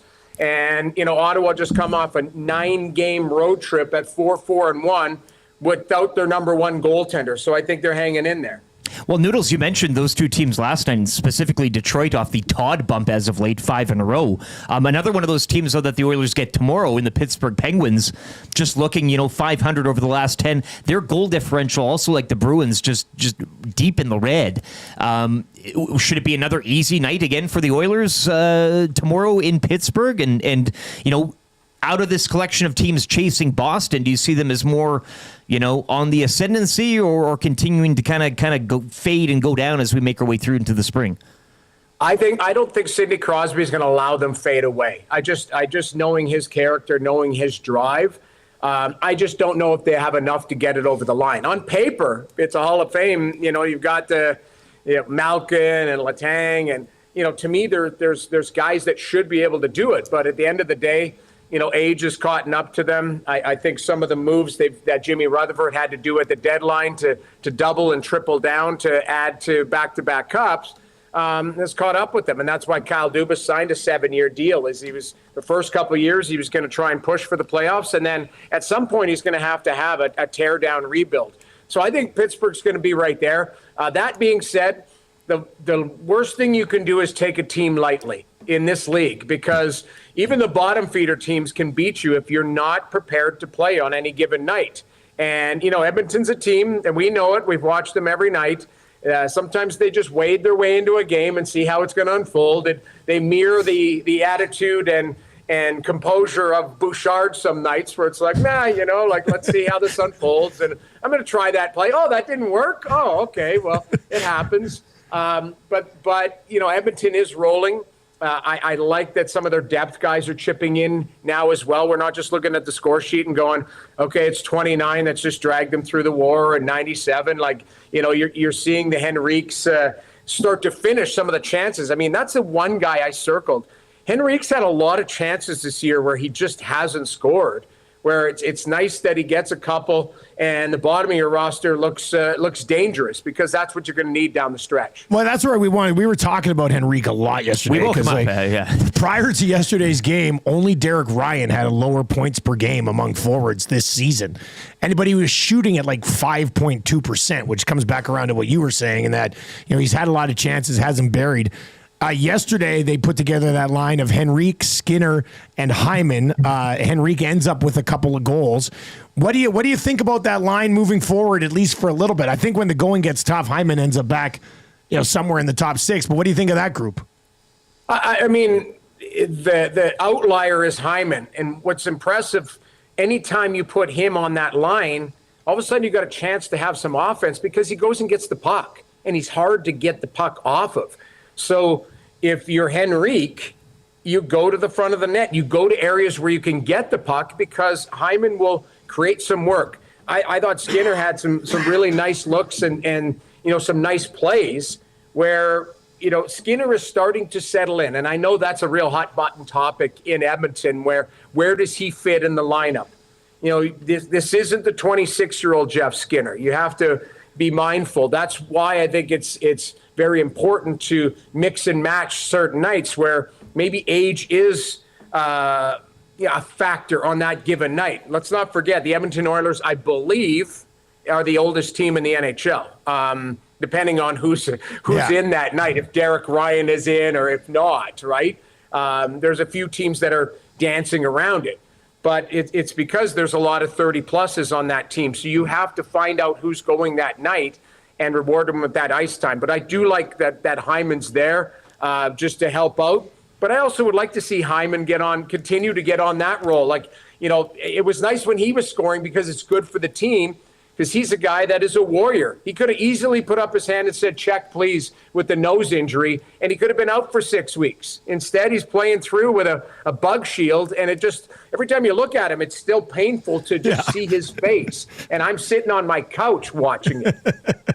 Jamie McLennan with us on the show this morning, brought to you by Pro-Am Sports. It was a shared shutout for Pickard and Skinner last night. Skinner had to come out of the game after Zadorov went hard to the net and blew him up. I know there was a talking point last night on the post-game show here on Edmonton Sports Talk this morning as well. Should there have been more of a response from the Oilers to Zadorov? Was the penalty called right? Your thoughts on how all of that unfolded last night, Noodles? Yeah, anytime, this is the one thing, and I'm going to knock on wood, because Stuart Skinner has been an absolute rock in the net. Regardless of, how you feel about his play certain nights. He played in 82 games last year total with the playoffs, 23 and 59. Now, this is a guy who has been steady. So for him to come out of the game, it is concerning, and based on the nature of how it unfolded. I always want to see a response based on, the goaltender. Now, that being said, I saw it the other night in Toronto. Jake McCabe comes to the rescue of his goaltender, and then Garnet Hathaway knocks him out, and McCabe is going to be out probably for a little bit. So, there is that fine line, gray area, but it is because of the player. It's Zadorov. Zadorov's known as a gray area player. Listen, Corey Perry drops the gloves. There's guys that are capable of it, but I did see something. I think it was a stat on Instagram last night saying that the Oilers aren't a very physical team. I think they're lowest in the NHL for hits. And, they don't hit. They aren't a team that's known to be mean. They'll outskill you, they'll outskate you, they'll do all of that type of stuff. That's why it'll be interesting to see what management does at the deadline. A guy, and I'm not going to start a rumor, so I'm just going to speak my mind here, if you don't mind. So let's not radio me or do whatever. The headline, McLennan says this. But I think the Oilers should be circling a guy like Jacob Trouba and saying, you know what? That guy's a bastard to play against, and I'm saying that in a positive way. Mean. He would add to the size of that back end. And you can't tell me that Pat Verbeek didn't talk to Jacob Trouba when he traded for him and said, I'm going to probably flip you at the deadline. And if Anaheim, and listen, they're going to have lots of takers. Because if Anaheim decides to make him a $4 million defenseman, if they decided to chew on half his salary and you get him for this year, this playoff run and next year, I mean, that would be a very attractive defenseman that could go up and down and play in that probably 4 or 5 spot. But to me, I look at that, and that's what that would add is to your team toughness, because you need somebody that Zadorov looks over his shoulder and says, okay, that guy's coming, because but he needs to be able to play. He can't. I was going to say, I was going to say, so Josh Brown isn't that guy who was in the lineup last night, right? Josh Brown is a low-minute guy. He's a 7-8, if you ask me, and I'm not being disrespectful for him. That's just where he is. That's who he is, yep. So he's certainly tough as nails. He is a heavyweight, and I like him, but I go farther up, and I say if I'm looking at the nature of this team trying to go deep into the playoffs, you need somebody who's an impact guy in that 4 spot. And I think you might be shooting higher as far as skill level, all of that. I mean, they hit it out of the park when they got Ekholm. I'm sure there's other players that they're circling on teams that are struggling. But I look at it. I think Brown is a guy who adds that physicality. But I also think that, you need somebody who can organically have that and still be an everyday 15 to 17-minute contributor. Noodles, before we let you go, you mentioned you did call that Detroit-Ottawa game last night, a game that had that one save I was talking about being described on Twitter as grand larceny, which I love when I see a grand larceny anywhere. But that was a big game for both those teams. They're both hunting right around a playoff spot right there in the thick of it with the surprising recently Montreal Canadiens. But you did mention Todd McLellan, and Detroit's now won 5 in a row. Do they look like a different team? They do. Their morning skate was up tempo. Guys were joking around, having fun. I think sometimes, that new coach bump is just cold water in your face going, smarten up and take a look at your own game. All of a sudden, Patty Kane's dancing last night, scores the OT winner. Raymond and Sider and the spine. I always say the spine of the team, right? Your star players, it's no shock that they've had a resurgence when the guys who are producing are your top players. And it's a top player league. If you have a team that's going through a tough stretch, I would circle the top of the roster and say, what is their production level? That's really what I'd be looking at. And Detroit didn't have production from a lot of their players. All of a sudden, DeBrincat, Raymond, Sider, Kane, Larkin, all of a sudden they're producing. Guess what? They're getting wins. So it was a playoff feel. I was glad that both teams got points because it deserved an overtime feel to it. And that you're right. That save by Forsberg on Casper was one of the best saves I've seen this season. It was impressive. Yeah, that was pretty fun to watch. Noodle, safe travels home today, buddy, and we'll catch up next week. Absolutely. Thanks for having me. There you go. It's Jamie McLennan, brought to you by Pro-Am Sports. Trev, clip that Trouba. Yeah, can we take that 10 seconds of Trouba? I'm already on it. Yeah, we would not do it to the guy. But other people would take and go, McLennan says Oilers in on Trouba. Well, with that being said, interesting suggestion. Yeah, the Paris Struler's inbox got a little cold water in the face as well, I think, during that. And that's all it was. It was Noodles saying it's an opinion. Yeah, he would like a guy like him in the lineup. He does make an interesting point that the Ducks could turn around and move him and maintain make the money work and actually make it work and drive his value up, and their return on it ends up being pretty good. More than it would have been with who they dealt for him, right. I would think. Can you imagine a $4 million Jacob Trouba on the right side with Darnell Nurse? I can. Holy smokes. I want to forget that Noodles even suggested it. Because that's a bad man. Like, he's a mean dude. Yeah. But to have that guy on your team in the postseason. In this window that this team is in, yeah. And for this year and next year, I honestly don't even know if the Oilers would have the assets to get that deal done. Like, I don't even know what you'd have to package together to get Trouba at half price for the next year and a half. That would be, that'd be juicy. That would be juicy. Can you imagine if they pull something like that off? It's an interesting thought. Man. 780-218-9999.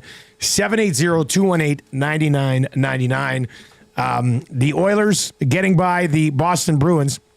Let's just see how this impacted the wild card race out in the East. Here's where it sits after last night. Pretty good battle shaping up here. And the Bruins are not clear of it. I mean, the Bruins are right in the thick of it. Right now, they're third in the East. 3-5-2 in their last 10. They've lost 5 in a row. Their goal differential doesn't deserve to be in the postseason. Not at all. -24. It's not good. They're not a great they're definitely not a great hockey team. I'm not even sure they're that good of a hockey team. But everybody else has games in hand. Like, it's the games in hand too that they. Yeah, the Bruins have played 43 games. The Lightning, who are 1 point behind them in the division, have 5 games in hand. The Blue Jackets currently hold down the 8th playoff spot in the East. They have 2 games in hand. They're 3 points back. Then you've got the Penguins, who only have 1 game in hand. They're at 42 points. The Sens have 4 games in hand on the Bruins. They're at 41 points. The Habs have a couple of games in hand. They're at 41 points. And the Red Wings have a couple of games in hand, and they're at 40 points. Yeah, and the Red Wings, the last team on the list, look like the one that's actually going to propel itself up that ladder quickly. So there's a lot of noise happening. The Bruins are much more in that mix than the Florida, Toronto, Washington, New Jersey, Carolina mix. Yeah, that'll be interesting to see how that plays out. 780-218-9999. 780-218-9999. This one is in. This guys, Trouba isn't coming to Edmonton. He will not play for a Canadian team. Yeah. No, again, we weren't. We know. Like, we know. Prophesizing this. This Noodles is just an opinion of a guy like that, of that ilk, and again, with the money, that would be interesting as well. But I don't see it. Don't see it Let's happening. Just scrub that audio, hey? If you heard it, you heard it. If you were lucky enough to listen to Noodles say that live, that was it. Yeah. Otherwise, it doesn't exist. The shanked one is in this morning, guys, about this Skinner thing. Oh, boy. Here we go again. You don't need to read it. I don't think the refs made a call on the first 4 hits he took, and the ref wouldn't blown it down when his mask strap broke. So I think it's more towards the league. He's saying... somebody just went straight to the top. They said Bettman. Straight to Bettman. He's speaking directly to Once Gary again, Bettman. I don't think his comments last night were directed in any particular way. But if you had to choose which direction they would have gone, it would have probably been direction. He's not calling out his teammates. That's the bottom of the... No, he's not. No, that isn't... no. And I don't think he's calling out anybody. He was just pointing out he's been hit a bunch this year.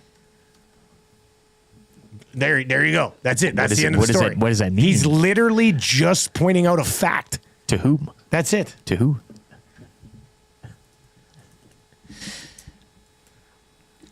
I do like the circling every ninth letter. Load the Skinner thing again quickly. Trev, bring up the Skinner thing. Now watch his body language. No, not his body his language. Eyes. Please. All right. Here's Stuart Skinner again after the... Do you want me to go right to... Can you get to that? Yeah, can you get to that part? It was a little bit later, eh? Yeah, it was a little bit later on. We don't need to hear the whole thing again. But it was after... Wasn't it after Speck was like, there used to be a brawl here, I think. I don't want to miss it. I think... Yeah. Okay, right here. Let's try this. Let's try this. Let's hear this. He's also 8 feet tall, so I wasn't expecting anybody to go fists with him.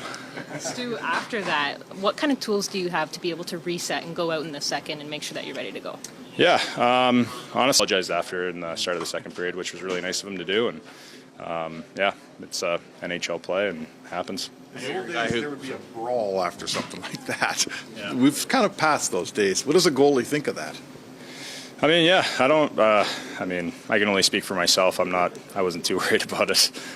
He's also 8 feet tall, so I wasn't expecting anybody to go fists with him. Stu, after that, what kind of tools do you have to be able to reset and go out in the second and make sure that you're ready to go? Yeah, keeping things to the outside and just battling. So, great team effort here tonight. It's hard to get wins in this building, so it feels good to get one. Just confirming it was a concussion spotter that... Yeah, I believe so. I think they get a call from Toronto. TD warned me when we were on the ice. He asked me how I was feeling, and obviously all the protocol there that he's got to do, and he just said, I don't really have too much control, but if they call down and you got to come out, then it's what it is. So, they called down, and honestly, it's a smart call. He got me pretty good. Like, I think that's like the 5th hit I've got this year. So, So no, I was. He apologized after in the start of the second period, which was really nice. Okay, if anybody thinks he's sending a message to his team there, just watch the clip again. Use common sense. You know what he was basically saying? You know the message I got from this non-message conversation that's popped up? Is that he's just pointing out he's a tough dude. He was kind of like, I've been hit 5 times. He got me pretty good. I've been hit 5 times this year. Like, if you think he's sending any message to anybody, you're reading way too much into it, people. Jill YG in the nasty chat. I didn't want to hear. You're wrong. I'm not wrong. I'm not wrong in any way. I'm sorry. I will not agree with what anybody else says on this. I'm drawing a line in the sand, dude, and across this line, you do not F with the dude. That's it. I'm sorry. Smitty the Welder says, Dusty, he's clearly calling out the league. Now I feel like I'm getting trolled. Let's dive into the cool bet. We're gonna build an early bird special. Who's taking Buffalo? Yeah, who's taking Buffalo? So you know Somebody's what? got to We hit our parlay last night, which was nice. We were also on the Bay. If you want winners, listen to the Lock Shop every day from 11 to 12 right here on TuneIn, on iHeart, on EdmontonSportsTalk.com. But we got the 6 games this week. We're going to build a little 3-man parlay right now in the NFL playoff picture. Okay, by the way, the EST parlay did not hit. Celebrate your wins. Also, be responsible for your misses. Stay cool. That was not good. Yeah. Draisaitl over 1.5 points. His point streak ended. I was way off. You want Henrik, you want Dry. You can't have it all sometimes. No, exactly. Stay cool. Bet responsibly at Coolbet. Use the code LOCKSHOP when you sign up. You get a 100% deposit bonus on your initial deposit up to $200. We got the Chargers minus 154 on the money line against the Texans. The Ravens are minus 526. That line's moved back to 10. The Bills are minus 435 as money line favorites. The Eagles are minus 222. Bucks are minus 167. And the Rams and Vikings, pretty much a coin flip here. Yeah. That line's continued to move towards the Rams here. The Rams are minus 101. Vikings are minus 116. YouTube, Trev, we will give you the initial pick on this early bird special. I know the 3 we should take. Okay. So the 3 we should take. To me, it's a no-brainer. Buffalo, Baltimore, Philly. Oh, Baker. I like Baker. Yeah. Philly is quite. That's why I was like, are you just picking the 3 like top seeds? No. Okay, Trev, who are you throwing in this parlay? I'm doing this for LT. The Bills. Josh Allen and the Bills over Bo Nix and the Broncos. Not a lot of value at minus 435, but we're just looking for the win. We want to land it, get on base. Right? Does this become an early birds coward special? It might be. Let's see. Who are you going with? Well, I'm going with the Bucks at home. Okay, you are going with the Bucks. The rest scares me. Aside from Ravens Steelers, I don't mind Spite League, Jaden Daniels. I'll owe him something for the rest of my life. No offense, glue guy. But rookie, first time. spot. Better days to come. You would think maybe for the Commanders here, but I like what Tampa's cooking with all season long. So all right, so we're throwing the Bucks in here. We're throwing the Bills in. You were talking about the Chargers yesterday, I think. Nah, you mentioned them a bit. No, actually, I know that you had a bit of a. I think I do like. I don't. Harbaugh remembers when he was born, eh? That's what I want to get to in the morning announcements. Did you guys hear this? So we've got 2 things on this show for us, for Eric and I. I can't burp, and that's a real thing. Yes. Well, they're both real things. Well, no, that's what I mean. Some people might be like, you guys are ridiculous. But I can't burp. It's a real thing. Yes. And you remember being born. And then you were telling me today about Harbaugh. Yeah. Harbaugh. Well, Justin Herbert was at the podium, and I just want to get to paraphrase. Yeah, Justin Herbert said the first time he realized Jim Harbaugh was different was when Harbaugh told the team. How about this for laying one down, eh? That he remembered the day he was born. So myself, Corey the Butcher, and now Jim Harbaugh added to the so there's collection. 3 people we know of who remember when they were born. Yeah. Like you just remember the moment you were born, or you remember chilling in the crib? Nothing like that. No, but it's just I can't explain it. But if you know, you know. Maybe you're one of those it's a condition. You lived a different life. I know, a time traveling. That makes me excited. Yeah. No, that should. Yeah. I hope I remember the next one too. But does that give you any sort of glance towards the Chargers and that sort of power that Harbaugh possesses? I think I'm going to fully invest in Harbaugh telling his team that he remembered being born, and we're going to take the Chargers. Do it for the Gipper at minus 154, which will get this number up to plus 224. Somebody's got to walk on the wild side. I mean, we could go Ravens. I mean, we are on 3 favorites, so it's not crazy. Bills, Bucks, and the remembers when he was born Harbaugh Chargers. I mean, we could just do a safe 3-way and then a risky 3-way and take the other 3 games. I'm not putting the Steelers in there. I might take them plus 10. No, I'm saying take the Ravens. We could go Packers, Eagles, Vikings, Rams, Chargers, Texans in terms of what would that take you? Well, maybe we'll do a leftover parlay. That's tomorrow. what I'm saying. Yeah, I think so. Yeah. Take a look at the other 3 games. All right, so this will be up on the combo cards at Coolbet. That's at the top of their website. I'll have the boys put this together. It's plus 224. We'll get a boost. It'll probably be closer to 3-1, I would think.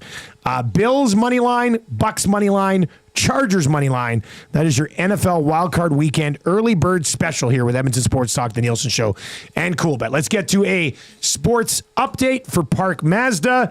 And, hey, free advice on the other side for Damon Bunting. What do you need help with? We're going to give you the advice you need. It's not going to cost you a penny. What do you need help with? 780-218-9999. 780-218-9999. Shout out Concrete Dan. Come on now. Stu isn't calling out anybody. It was tongue-in-cheek. Exactly. This is what I'm saying. If you're reading into Stuart Skinner's comments, you need to find some other place to spend your time. Get a life. Tongue-in-cheek. Seriously, get a life. There's nothing to read into in those comments. Get to the update. If you watched him on the video, the body language. Stuart Skinner, a professional night in net, 26 saves as part of a shared shutout in the Oilers' 4-0 win over the Bruins. Adam Henrique also with a pair of goals. Edmonton extending its winning streak to 4 games. Oilers in Pittsburgh tomorrow to take on a Penguins squad that would lose in a shootout last night, 4-3 to Columbus. Stars rallying past the Rangers 5-4 in overtime. Wild, they come back to top the Blues 6-4. Jets snap a 3-game slide, 5-2 over the Preds. Flames in overtime, 3-2 over the Ducks. And the Golden Knights, they also remain red hot. They are 9-1-0 in their past 10, following a 4-2 win over San Jose. 4 games around the NHL later tonight. The Edmonton Oil Kings, their 5-game homestand will continue tonight when they host the Blades. Puck drop 7 o'clock from Rogers Place. Oil Kings find themselves just 5 back of the Blades for top spot in the Eastern Conference. Raptors back in action tonight. They're on the road against the Knicks in one of 8 games around the NBA. The big game tonight, though, we'll see a battle of conference leaders. It's the 31-4 Cavaliers hosting the 30-5 Thunder.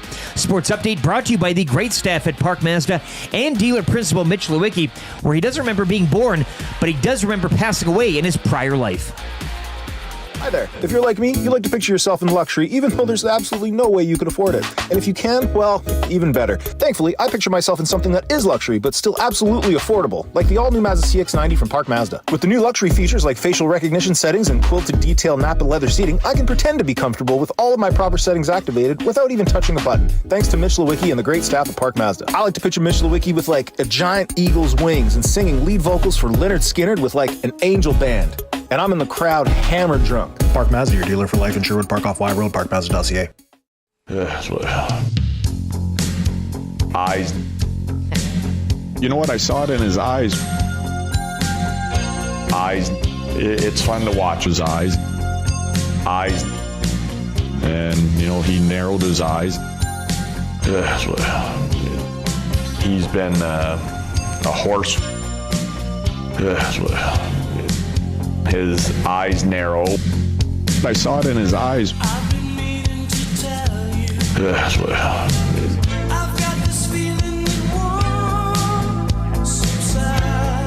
He loves his eyes.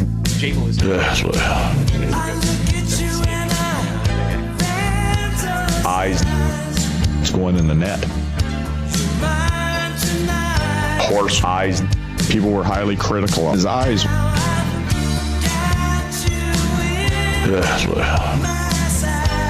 His eyes narrow. Eyes.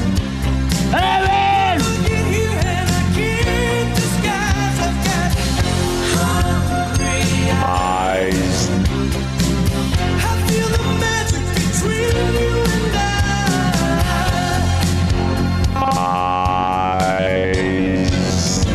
How about a little Dallas Aikens Eyes remix on a day you are celebrating an Oilers victory. If you're watching over on YouTube, and look, there's hundreds and hundreds of you watching on YouTube right now, hammer the thumbs up. We're 20 away from changing 200. This should be a 400-like day. I mean, let's just do it. On pace, yeah. Yeah, we've got this whole Skinner controversy. Don't stop now. And all that stuff. And if you're on YouTube, you could have watched Skinner's face as well during that post game, where you can really kind of tell whether it is tongue or cheek, how firmly that tongue is in said cheek. God, I truly love this market. That's why Edmonton Sports Talk is something that can work, but sometimes people just take it way too far. Hampton Steve, boy, is it so obvious. If you play Skinner's comments backwards, it reveals the location of the CFL schedule. What? That's Hampton Steve. Yeah, that could be a text of the day. Stacking it up. God, if you play Brilliant. Skinner's comments backwards, it reveals the location of the CFL schedule. There's also a hashtag paper plates in there as well. God, that's really well done.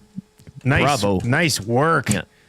I think that's... the real Slim Davey says, hey guys, with Stuart Skinner's message to the team, coupled with Noodles reporting that the Oilers are going after Trouba at half price, are you concerned that the Oilers making a knee-jerk reaction are going to be paying too much to keep Skinner happy? God, I love some of you. Some of you are just... We've connected. You're incredible. You're absolutely incredible. If you're listening on TuneIn or iHeart or at EdmontonSportsTalk.com, please tell your friends about Edmonton Sports Talk and how easy it is to listen to us on those platforms. And yeah, if you're watching over on YouTube, hammer the thumbs up for us. That would be terrific.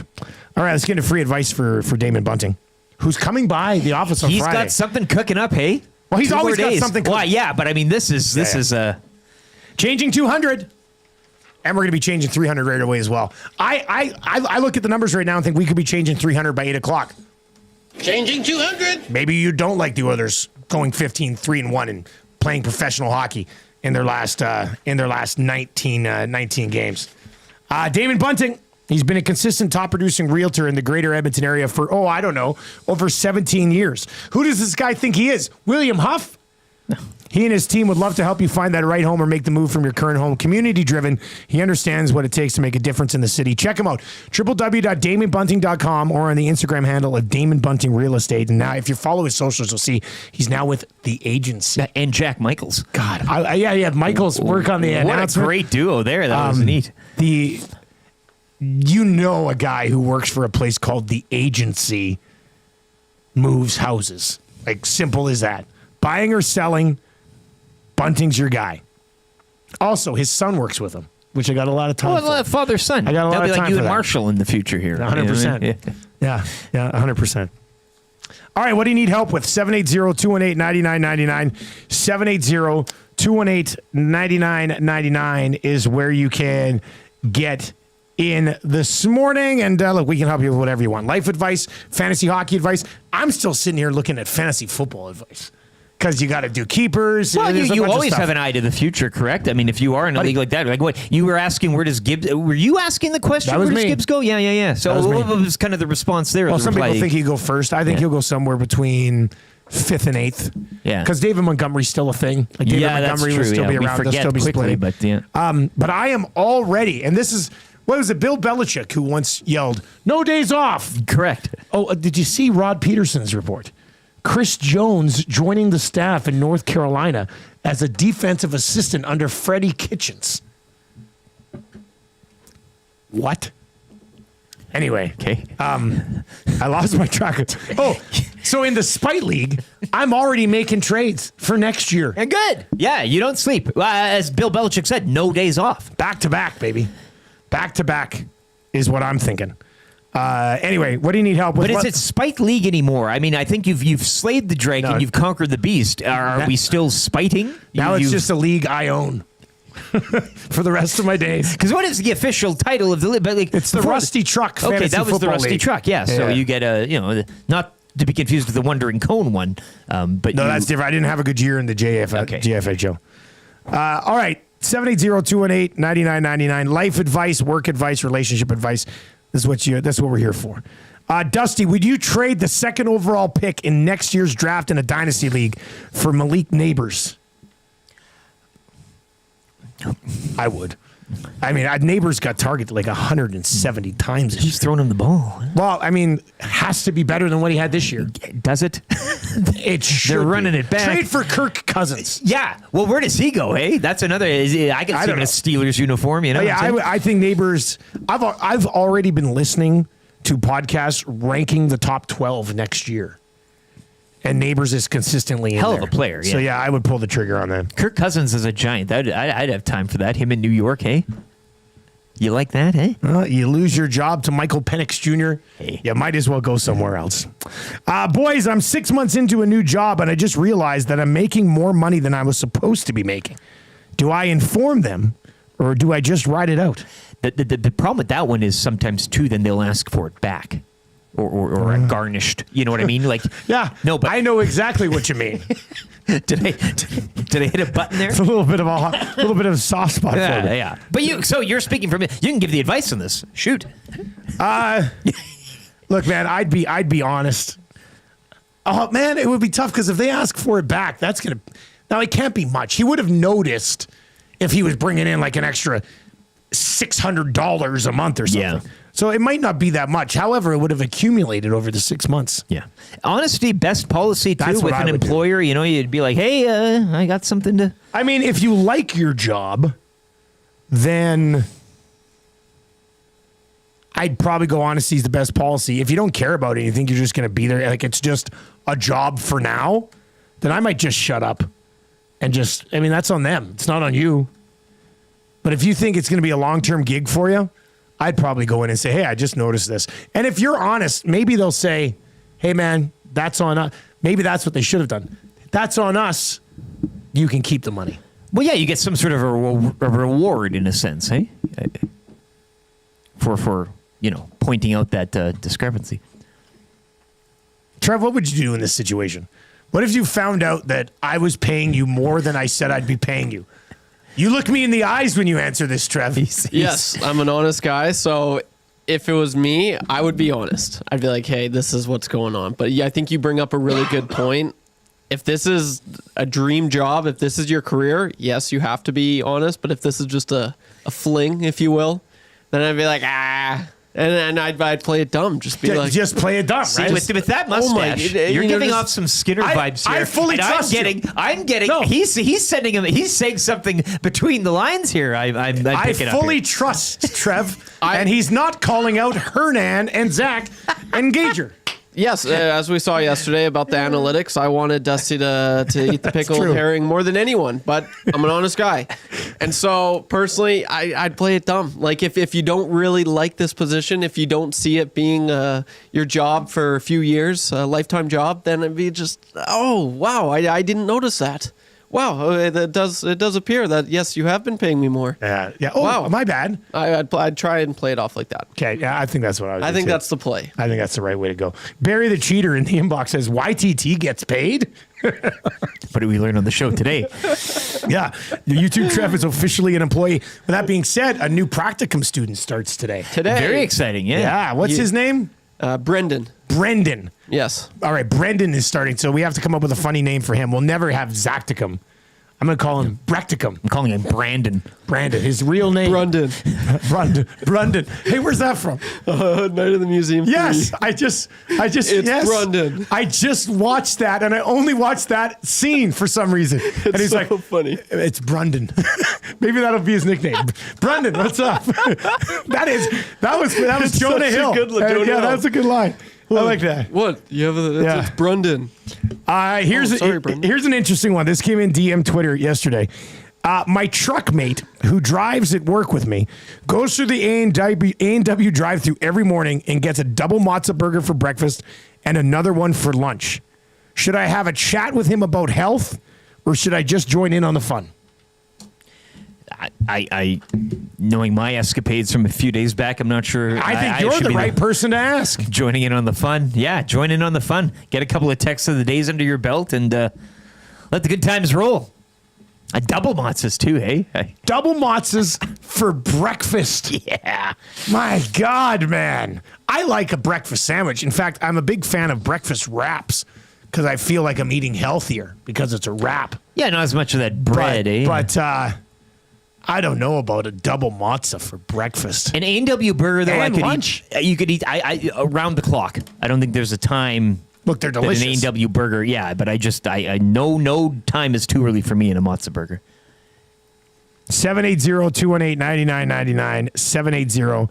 218-9999 is where you can chime in. We're changing 222 over on YouTube. So if you're watching right now, and we're well beyond that number watching, just hammer the thumbs up for us. Brundon is, it's Brundon. It's what? It's Brundon. Henceforth. Brundon. That was a really funny. Oh, sorry. I just what? You never heard Brundon before? It's Brundon. That's such a funny line. It stuck with me forever. I love that line. Oh God. Just Macramalla, he hasn't connected yet, has he? Yesterday had a lunch meeting, and an after lunch meeting. It was like a 1:30ish meeting, 2:00ish meeting. I didn't want lunch, but I was a little hungry, but I knew I'd be going home and having dinner. So I got just fries. I just got fries and gravy. And that was it during the meeting. And I just had fries and gravy. It's not bad. That was it. It was nice. You didn't need the big sandwich or anything. I said, I'll just have some fries and gravy, sir.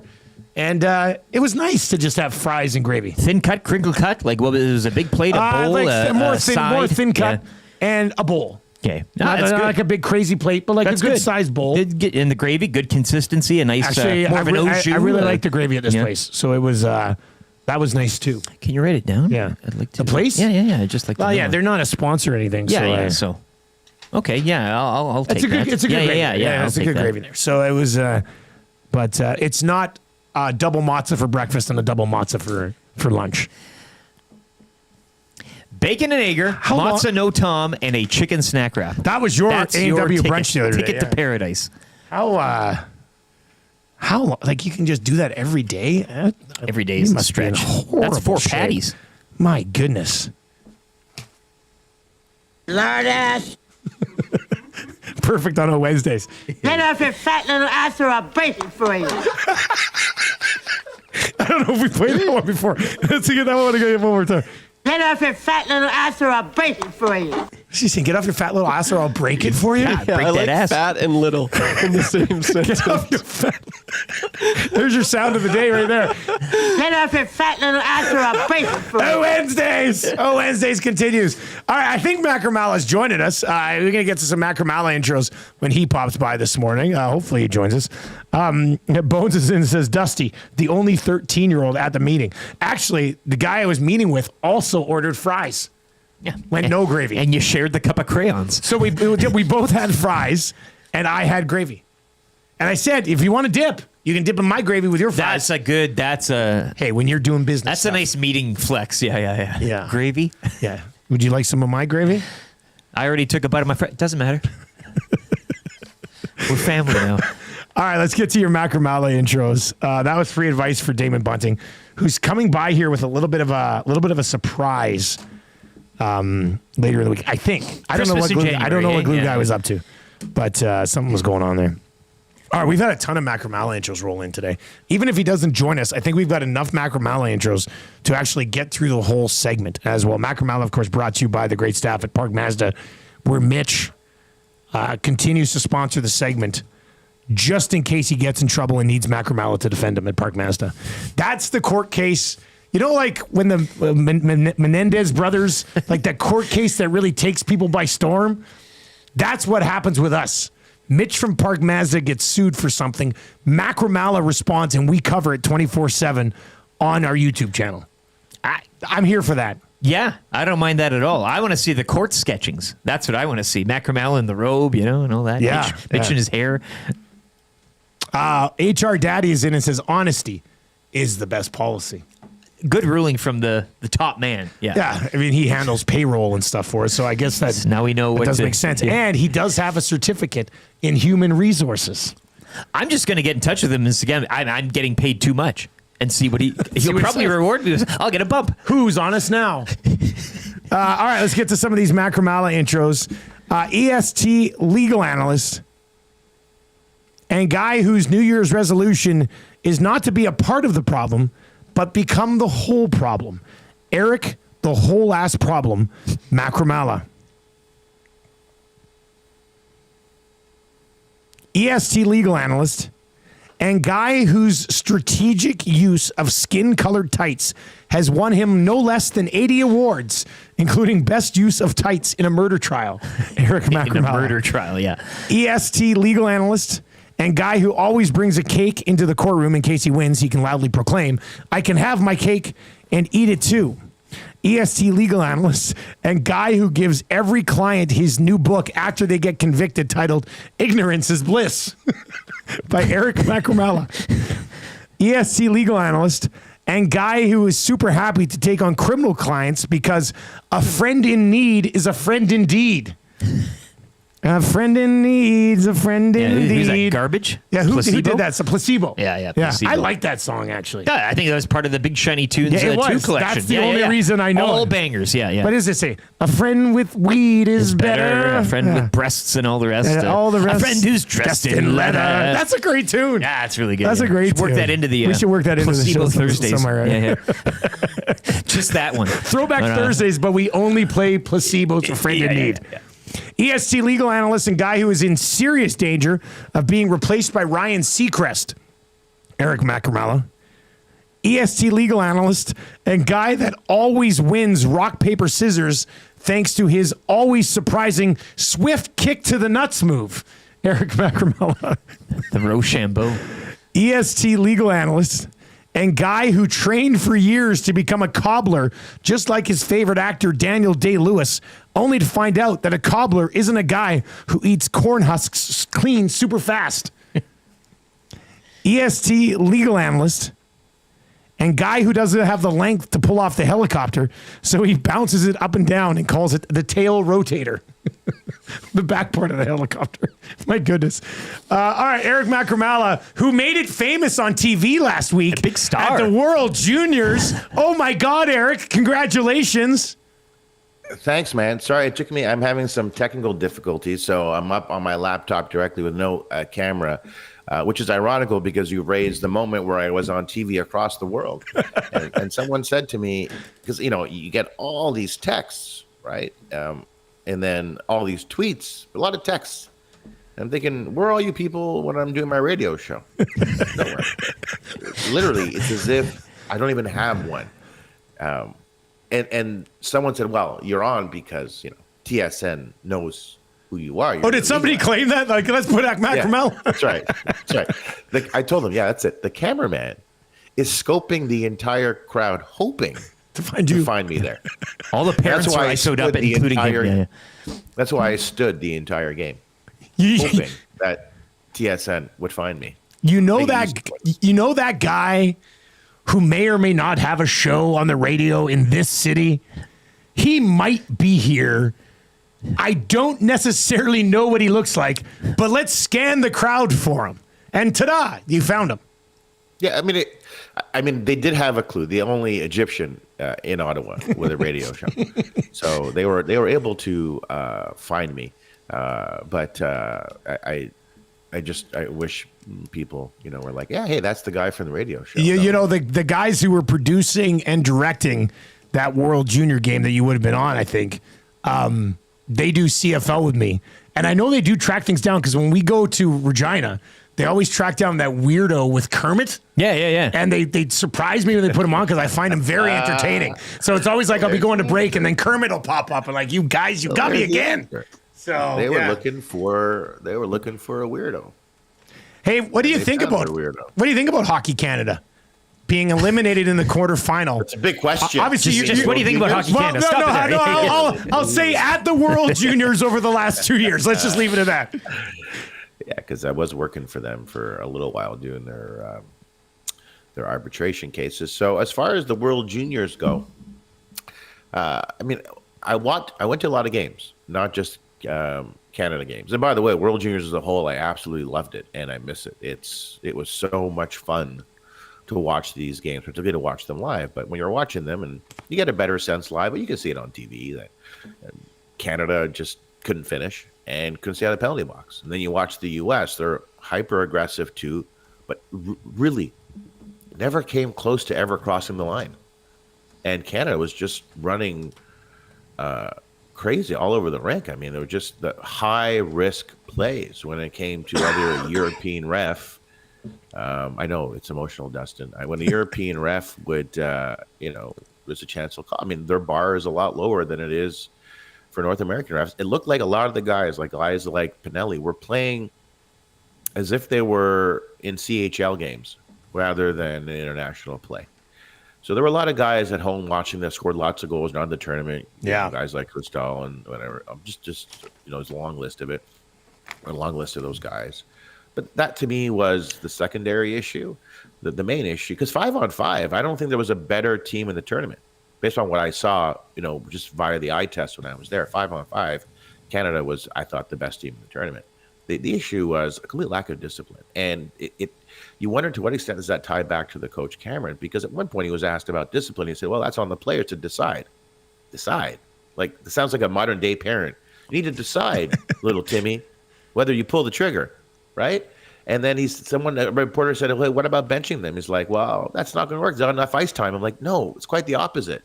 I'm pretty sure the U.S. coach benched Leonard for one shift after he drew a penalty that resulted in the goal in the quarters. So ice time is how you get players' attention.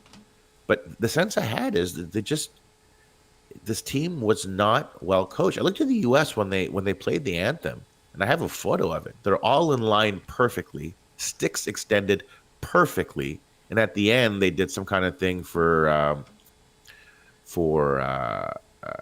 Goudreau, right? Yep. Would slam their sticks on the ice, but everything was just so organized with the U.S. Canada just looked messy, man. Look, you have a lot of experience calling the greatest ping pong tournament in the world, the Spengler Cup. When you watch this, were you able to draw any parallels between ping pong, Canadian ping pong, and Canadian hockey? No, but there's other things I wanted to talk about anyway. So let's just move on from Hockey Canada. I will make a point about this, and you coach, different level, obviously. Children, yeah. But being organized is a part of it, especially in a short tournament.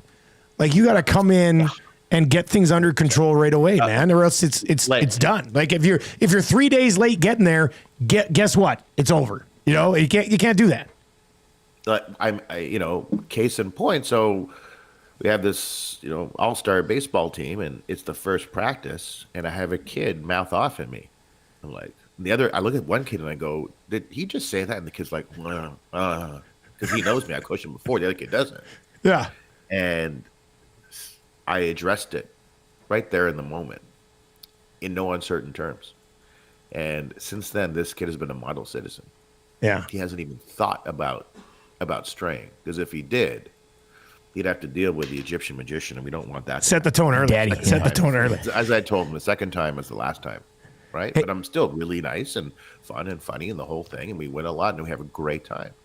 But you have to set a standard. I agree with you. You have to have Eric Macramalla with us on the show this morning. We were talking about it yesterday because on Monday night, WWE Raw began its run on Netflix, taking one of the longest TV programs and moving it over to streaming. We saw the NFL on Christmas Day. We know Thursday's on Amazon. We were asked on I guess maybe yesterday, maybe Monday, which of the 4 North American professional sports do we think could go exclusively to a streamer within the next 5 years? Do you think it happens, Eric? In which league do you think it would be? Exclusively to streamer. I mean, I think within 5 years, the networks will be heavily compromised. Just the fact that there'll be so many cord cutters that you'll have a lot of games being streamed. But I guess insofar as a streamer, you mean Apple and Netflix, and those guys. Prime, whatever. Exclusively to, I would say, I guess I'd qualify it. I mean, I think Major League Baseball's regional games, there's a chance that they could all go. If I have to pick one, I don't think it'll happen, but if I have to pick one, I would say MLB's regional games. That the regional sports networks or the RSNs have collapsed. A lot of them have collapsed, right? And they're involved in litigation, and Amazon has picked up some of the games, and some of these companies are restructuring. And so, every team is out. The teams that lost those deals are out 30, 35 million. Not the end of the world, by the way, but they're going to want to recoup that revenue and find a model that works. So MLB could take all of that regional content and stream it, just the regionals, not the national. I think the national content, I think it's going to be a long time before it's exclusively being streamed by a Netflix or by Apple, or Amazon. I don't know if they have the bandwidth. I don't mean that in the technical term, but the bandwidth to do it. But that's certainly the way we're going, right? It's no surprise. I think the NHL, we may see. I think Amazon's going to get NHL rights. I think there'll be a regular partner for Monday nights in the next deal. Hey, Amazon's doing a fine job. It's not hard to broadcast hockey, right? And you have the right people in place. They know what they're doing.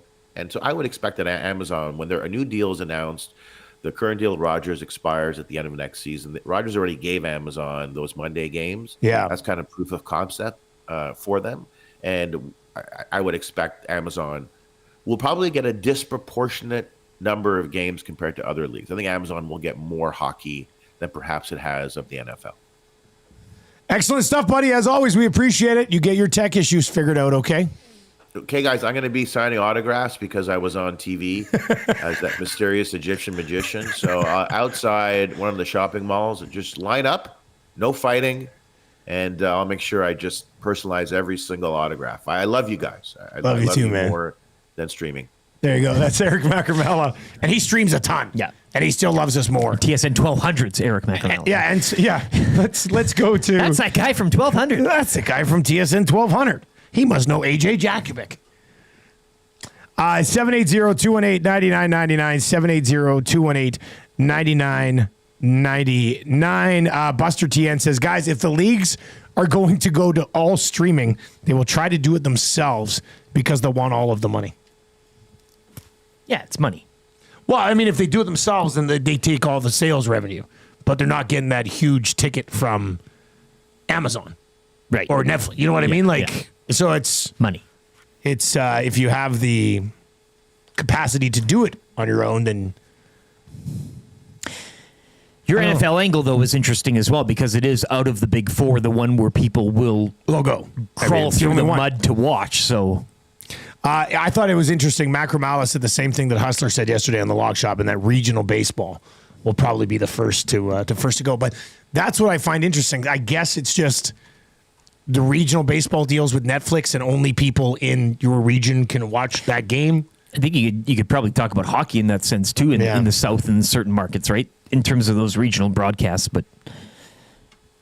780-218-9999 if you want to chime in on that. If you're watching over on YouTube today, we're almost to 250 thumbs up, so let's hammer the thumbs up for us. Feeling like with minimum 300, but this should be a 400 day. Did you watch the Oilers game last night? Damn near perfect. I mean, 4-0 win over not a good Boston team. Let's just be honest. Bruins aren't that good. Yeah. But still, the Oilers dominated. Bit of a circus bear, if you will. Hey? They're not... Dewey. Wasn't Dewey the circus bear in Jackie Moon? Dewey. Run for your lives! All right, on the way next, we need somebody to play kind of easy trivia. Who wants to play? Gift certificate to Mr. Mike's is up for grabs right now. Come and get it. Fire Trev a text 780-218-9999 into the Paris Jewelers inbox, and one of you will get picked, and you will play for a gift certificate to Mr. Mike's Steakhouse Casual. We've got 3 questions too many coming up. We've got That Hurts for James H. Brown on the way. We've got That's a Good for the Italian Center. We got the weekly rankings of power, the Marmot Basin. So we got a jam-packed third hour. We got to get rolling here. Let's get to an update with LT.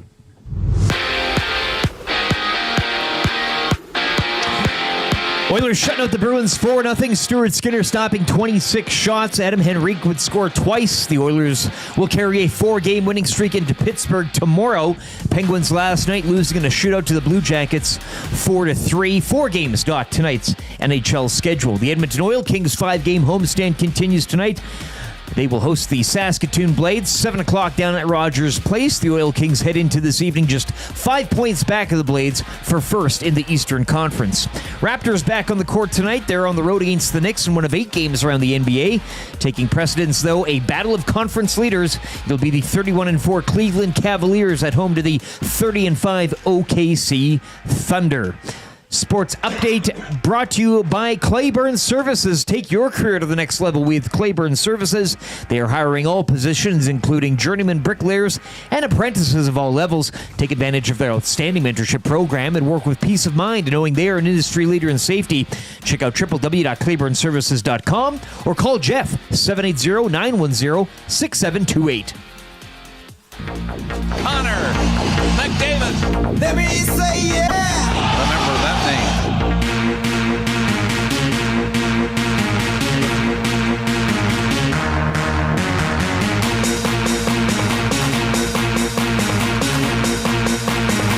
Let me say yeah. Connor McDavid.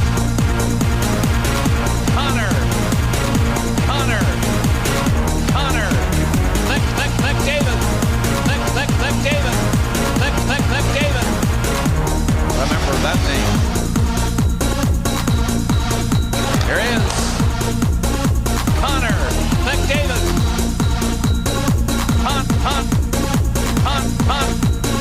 Connor McDavid. Smart move. Here is beautiful. Remember that name. No. Connor has no limit. No. Connor has no limit.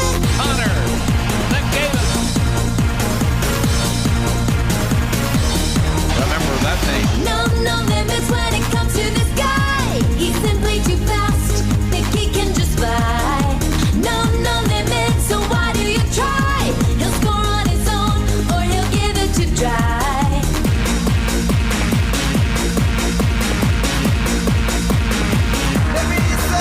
Connor McDavid. Fans in heaven, cause of 9 to 7. The nation in love from Gibbons to Devon. Looking to pass, team men on the ass. Second contract, a lot of cash. Tick, take your time. McDavid on your team and you'll be fine. Just open your eyes and you will see it. Oiler for real, cause he has no limit. No. Connor has no limit. No. Connor has no limit.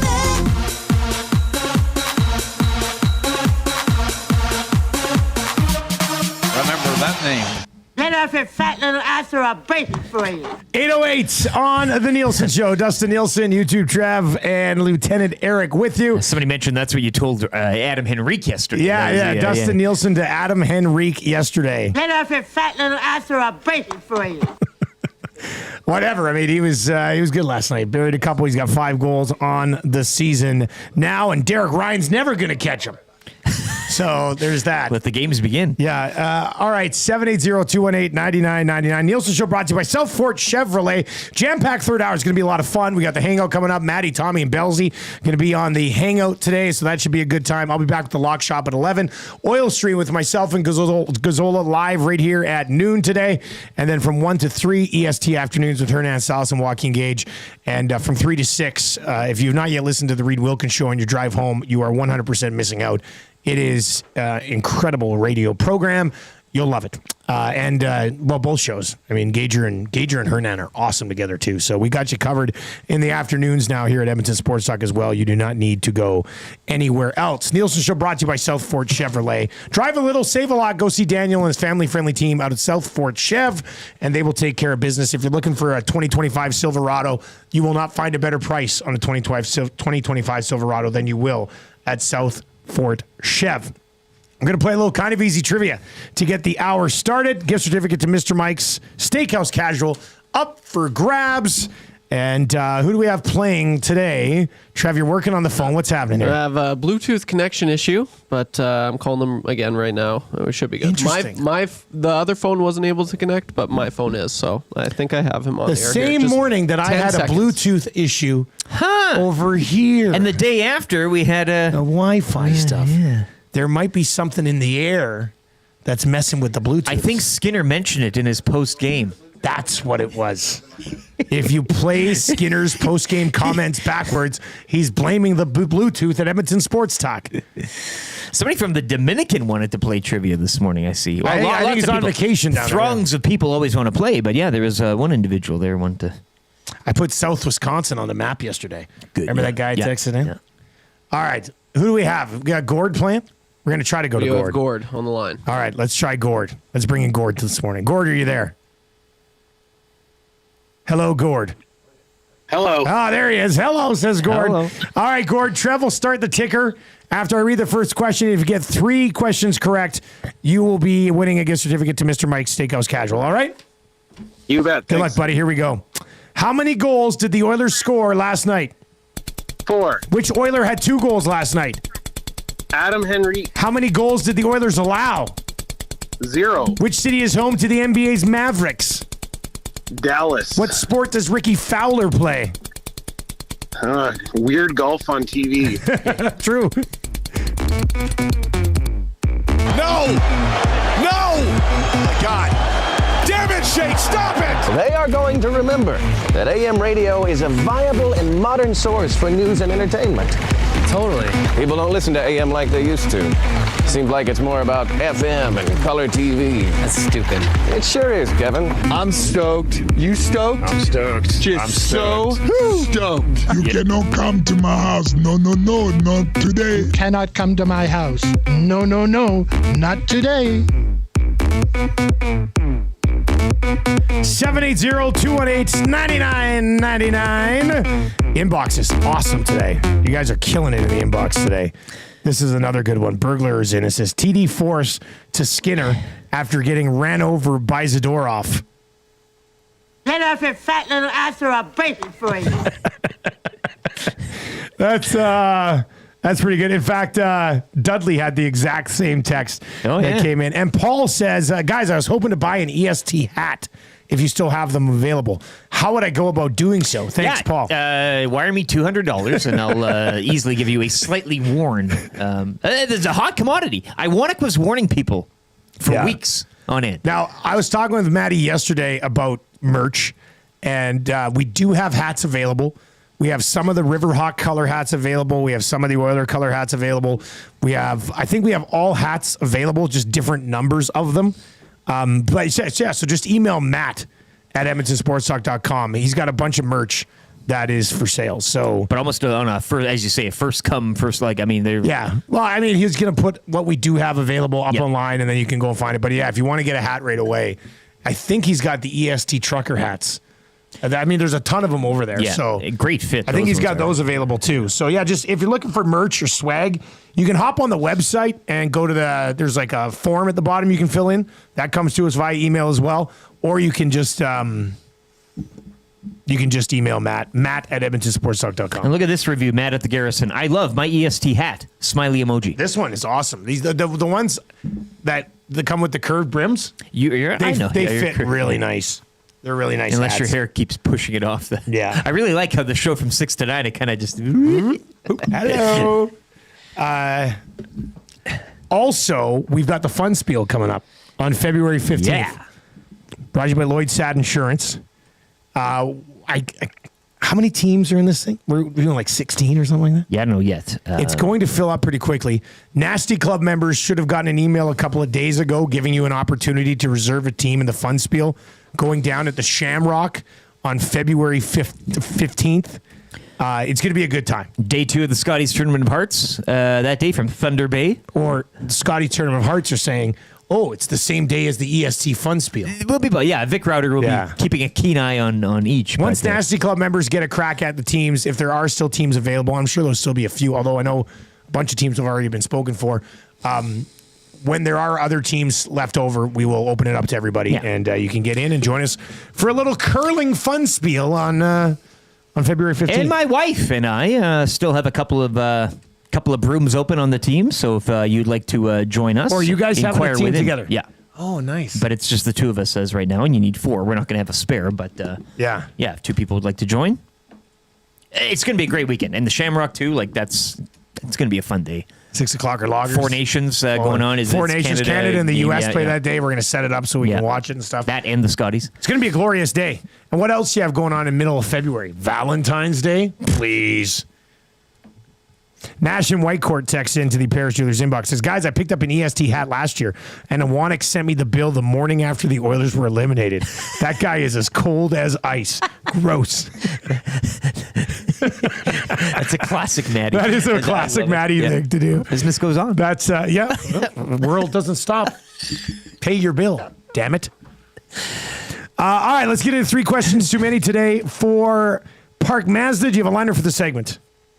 3 questions too many, brought to you by the great staff at Park Mazda, where if you do play Stuart Skinner's post game at 50% less speed from last night, he'll give you information on a ripping deal going down at Park Mazda right now. ParkMazda.ca, your dealer for life.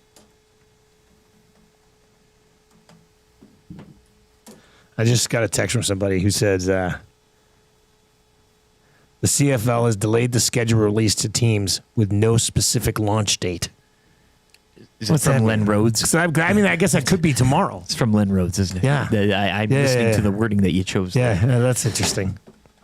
Where's that CFL schedule? No specific reason or date.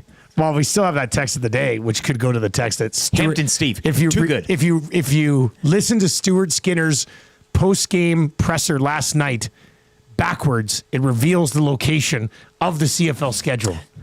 Or it's pretty like funny. The CFL schedule. He names each and every That's game. the whole schedule. That's how they release That's it. reading into it. Do you have a Twitter account, Rick? Yes, at Lieutenant_Eric.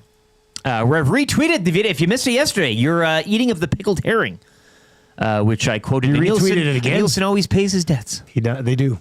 Sometimes a little bit more delayed than others. Marshall did give me the chips, and you made good on the bet. Families have reputations.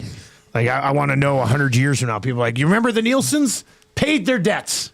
Also, the Justin Herbert availability on Jim Harbaugh. Of course, that's got to be there. YouTube, Trev, what's your Twitter account at, buddy? Where are you at? I am at YouTube_Trev on Twitter. Nice, that's good. Yes, thank you. Still over 1,000? No. I fell back down. Yes. Damn. Even more. Even more? Yeah, like 80 more. What? I'm at like 920 It's the now. bots, man. There was a scrubbing on the I was just website. filled with bots, I guess. Interesting. Stupid. Oh, well, let's give this guy a follow. I feel bad for him. YouTube Let's see if I can hit 1,000 Trev. Yeah, get this guy back to 1,000. The drive to 1,000. If Trev gets to 1,000 YouTube followers, he'll eat a pickled herring. I don't know about that. It has to be something different. We already did the pickled herring. Oh, please. Full jar in the kitchen there. Hey. Trev's never had one. Hernan's never had one. A bunch of guys around here, but I'm... You've had one, right? Yeah, I've had it all. You did hit me with the escargot yesterday, which I have not. I thought you'd be an escargot guy. I'd give it a shot. I mean, it's got to be. 22 likes away from changing 300, so hammer that over on YouTube this morning. All right, question number 1. Where would you guys rank Knobloch in the Jack Adams race right now? Feel free to chime in on this one if you want, Trev. I'll do, this is the lamest answer of all time. But call me a lame-o blamo. I'm going to say not number 1. Yeah, that's fair. Because the head coach of the Washington Capitals has to be number 1. Does Head he coach not? of the Capitals? Nobody expected the Caps to be where they are. And they're sitting there right now. And they have it. All year we've been like, well, they're going to come back down there. They lose Ovi. Doesn't matter. I'd give some time to Craig Berube as well. The way in which the Leafs are winning. Actually, like they've turned over a leaf. And I know we don't like to talk to Toronto, so you plug your ears or whatever. But this is. It does seem like it's a little different. They're winning tight ones. They're winning ones they maybe shouldn't be winning. Like that. That's down to the coaching, and I think that team is now taking the identity of the chief and displaying that on the ice. Knobloch is somewhere in that top end mix, but he's not one. And you make a good case for Berube to be in there as well. Trev, how much of the year that the Oilers have had so far would you credit to the coaching of Chris Knobloch? I think a decent amount. Like, I think he should be, if not a finalist, like up there in top 5, like for as far as voting goes. Yeah. But how much, like, if you're really in depth and like the writers, the voters, like they have to know like the shots that he's been able to call, the lines that he's been able to make. Like, we question a lot, and then you're just like, oh, look at this, like that worked out. So that's where I am. I think he's definitely up there, but I feel like a lot of it, when you have the likes of Connor McDavid, when you have the likes of Leon Draisaitl, you have to put together a stellar season. You almost got to run away with the Presidents. Like it has to be. It has to be. Yeah, the Presidents. So a player or a coach that I would like to honorable mention. He's definitely going to be a finalist, a New Year coach for the Winnipeg Jets, Scott O'Neill. Yeah, what he's been able to do there. That's a really good one as well. Yeah, So Knobloch's probably somewhere between 5 to 7 or 8 right now. Is Todd McLellan on your list yet? Let's see where the season goes. I mean, that could be something too. Let's see where the season goes. That's an interesting question. TV Burkle says Knob won't get in on the Adams because Oilers are supposed to be good. Yeah, usually goes to a team this good, it's supposed to be bad. So that's kind of where I'm at with Berube as well. Like he has done a lot of good things for the Maple Leafs, but like you look at that roster, it's still a pretty talented roster. All right, question number 2. I probably shouldn't have even taken this one when it came in, but McDavid is on pace for 118 points in 79 games with 34 goals. This question says, guys, is his season slightly disappointing? And I don't know how you can say a 118-point season would be disappointing, but I was thinking he was going to be in the 135 to 150 range. So I still wouldn't describe it as disappointing, but not as impressive. Well, am I just avoiding saying the D word here? Disappointing? Like, no. I mean, he's on pace for almost 120 bloody points. But who is the player in discussion here? It's the standard of, and geez, I don't know. Kind of goes back to the Knobloch thing too. You have a standard to meet, and I guess in terms of that, it would be disappointing with a low KSD. To me, it's an okay season for Connor McDavid so far. It's not a tremendous season for Connor McDavid. It's not a bad season for Connor McDavid. It's an okay season. Trev, how would you describe McDavid's season so far? His problem is he is the best player, one of the best players to ever play. So when you put yourself on a pedestal and you don't, reach, you set expectations from seasons prior. So people expect 130, 140. They're just so used to it, right? He's just put himself so high, so he's having a little bit lower of an offensive scoring season. People are going to look at it as, it's disappointing, but he's still putting together a really, really good season. He's having he's on pace for a 100-point season. He's on pace for 120 points. 120, and he's probably, as you see in February, March, he usually, those are his months where he just, he brings it even more. So I can see it just from from looking at it that he's just had better seasons, but I mean, he's still putting together a really good season. Connor McDavid on pace for 118 points. Who the hell are you all of a sudden? Graham Dixon over on the Nasty Chat says, guys, I'd take a 118-point season from McDavid with a cup. Yeah. Right? Who cares how many points? We've said that before, right? Like, they're past points. They've been there, done that. Win the cup or your season's a disappointment. Who cares how many points you have in the regular season? Question number 3. It's National Bubble Bath Day. Are you guys pro or anti bubble baths? I know you like a good one at a public hot tub. I love bubble baths. Like, I love a hot tub. Oh, but not the bubbles in the hot tub. That doesn't matter. Ooh, look at me. I'm playing with the hot tub bubbles. the pee. But we've got like in our ensuite, we have got a soaker. It doesn't have jets, but it's a big soaker tub. And you're a father of 2. Do they like the bubble? Like, I mean, that's more no. They just have regular baths. Get them in and out. I mean, they like, but at Papa and Nana's place over Christmas, they had a good bubble bath. Sure. But sometimes as a dad, after a hard day with the kids and working, you need to just settle in for a little bubble bath soak. So yeah, I'm fully pro bubble bath. I don't think I've had a bath since the 90s. No. Like I don't use it. I use a bath shower to relax. I don't use it to clean. Still haven't. You get it hot. I find a bath. You like a hot tub is constantly going. You get in there and it's the same. You fill a bath with water. It takes so much oil. You fill up, and then you're like, oh, that's hot. And then it takes time to get it. Oh, it's hot. And then once you get in there, you only have like a second or two to enjoy it, and then it starts getting tepid and cold. But you can let the water keep running a bit. You watch a show, light some candles, turn the lights down a little bit. I ain't running all that water. LT, you're halfway there. You like to soak your feet. I love soaking the feet. So soak the body. Soak the body. Too much water. I ain't doing it. It's just weird. You sit there and you're. I flooded my entire rink last night with hot water, just using a huge bowl I have in the house. I filled it up in the sink, walk it out, spread it, come back in. Took like 18 trips. But I did the whole rink because we skated on it. Well, more on that with him. That's good. But I flooded it in all hot water. You talk about hot water usage. But I do love the soaking of the feet. Maybe adding bubbles to that would be a nice that's where you can start. Touch. Yeah. Start. That's your gateway drug. A few bath bombs. Yeah. Trevor, you sound pro bubble bath here. Of course. Bath man. I feel like there's a stigma with admitting if you like baths, if you're a man. No, and that's not where I'm at either. I just don't. I don't like the whole. It's hot, and then it's only hot for a second, and then it starts getting cooler. Because like I kind of get a look. Like I love bathing, and people kind of look at me weird. Like that's kind of weird. But it's not. It's relaxing. It's enjoyable. I love bathing. I love baths. I love bubble baths. Give me those bath bombs. I have the time of my life in a bathtub. It's the best thing ever. Time of my life. The time of my life.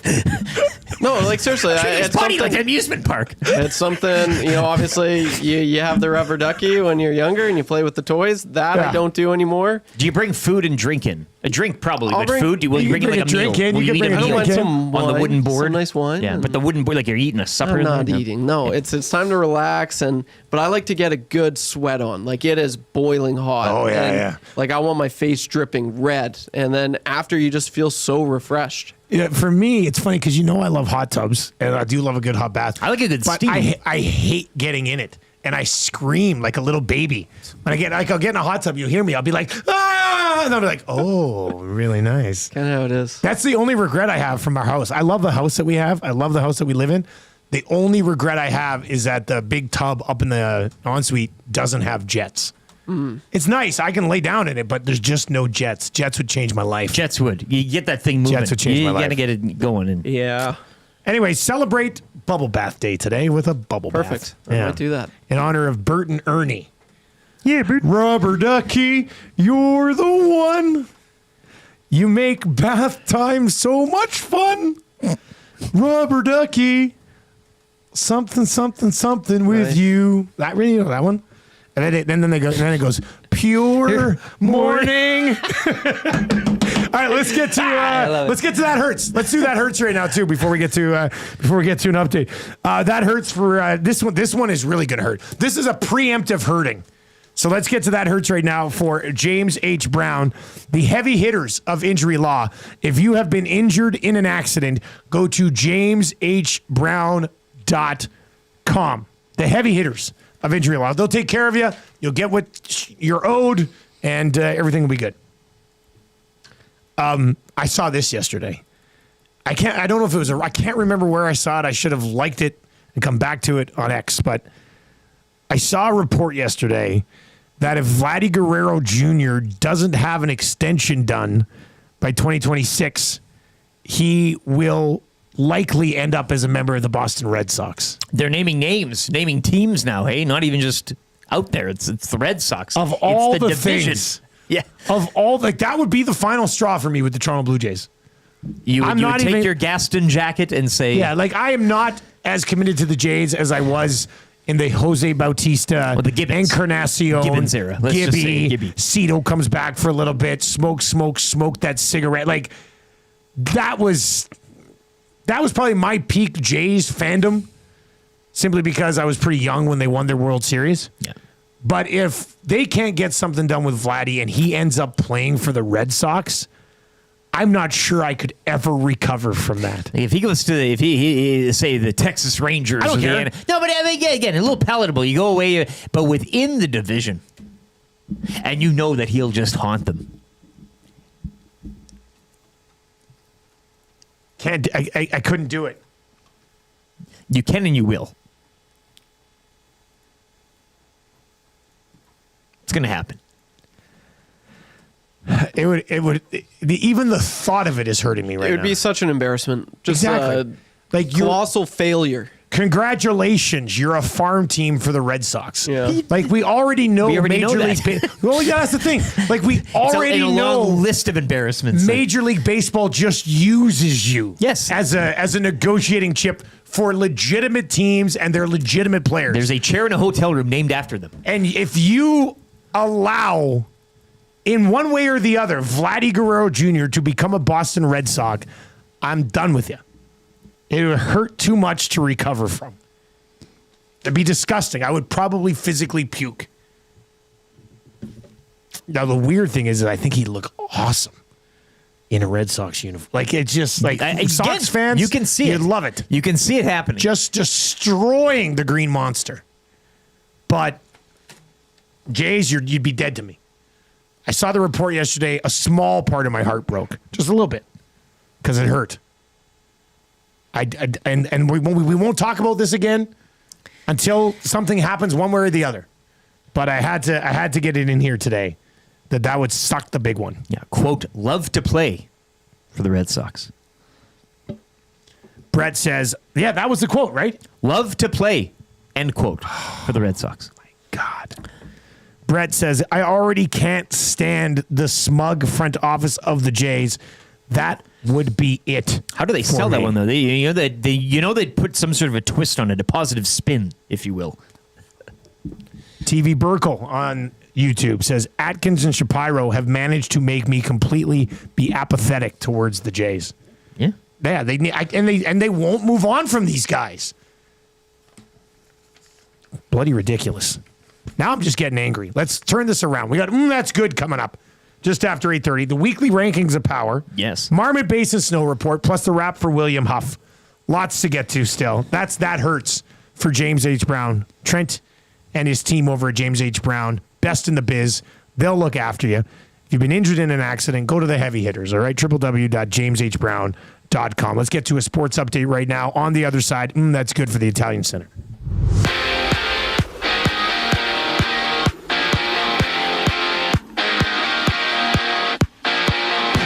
Oilers will continue their road trip tomorrow in Pittsburgh following last night's 4-0 shutout of the Bruins. Adam Henrique scoring twice while Stuart Skinner stopped 26 shots as part of a shared shutout.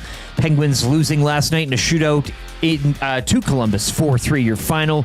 Other action saw the Golden Knights double up the Sharks 4-2. Vegas 9-1-0 in their past 10. Flames over the Ducks 3-2 in overtime. Jets snap a 3-game slide 5-2 over the Preds. Connor Hellebuck picking up his 300th career victory.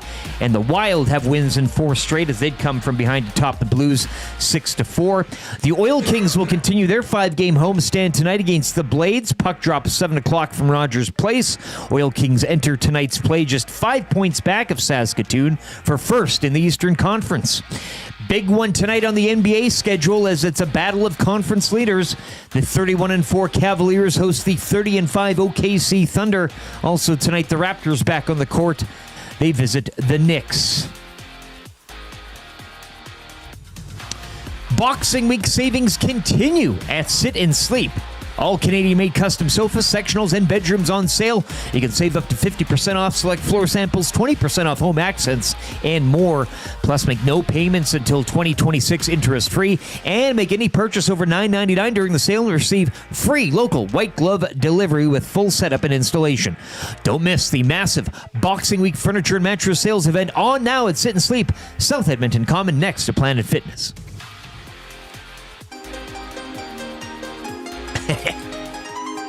What do you think I think about it? Huh? Huge. Grandy man. Coming from Bounty Land. Grandy man. Coming from Bounty Land. There's a high fly ball to right.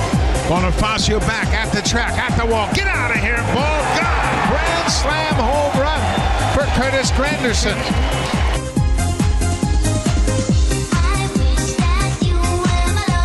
Huge. Huge. Huge.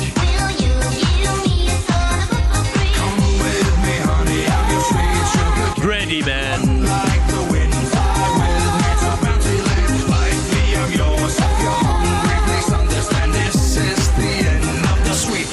Grandy man. 8:35 on the Nielson Show. The Curtis Granderson home run song. Curtis Granderson, eh? Yeah, from back in the day, the that Grandy was a Man. Time, yeah. God, that was a good song. That was a great one. With the new computer I got set up here. Look at this. I got all the songs here. You play them all at once? I mean, I could. You have a tight body. Yes. I see that from your tight pants. Yes, you are tight like a... I wrote a song for Encarnacion. Shall I sing it for you? Sure. I was tired of my lady. We'd been together too long.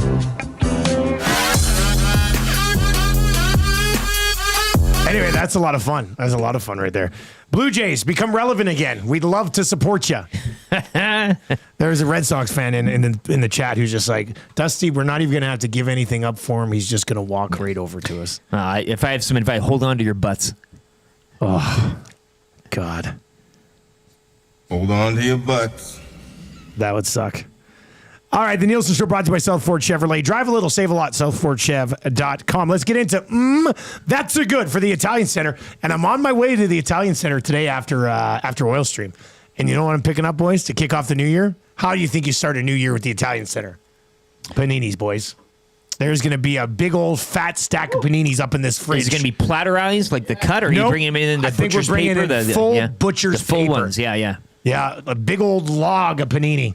And they're actually going to be hooking me up. Now, this is not for me specifically, but they're gonna hook me up with some veggie paninis. Yeah, for people who are like, hey, for New Year's resolution, I want to start eating a little bit better. Sure. That's what they're going to do. So yeah, Trev, you can throw that up there. That's a good paninis on the way for the boys later this afternoon. Wife's going there for supper tonight with a friend, and I'm expecting a few... she got to bring you a treat. Well, but you can't just go there and eat and then leave. You have to eat, and then you do a little browsing and a few treats for Pop-Pop. You know how it goes? You got to get a dessert at least. Something. A creamed horn. Oh, a creamed horn. I'm expecting something. I just don't know what. Maybe a pie. Changing 100. Changing 300.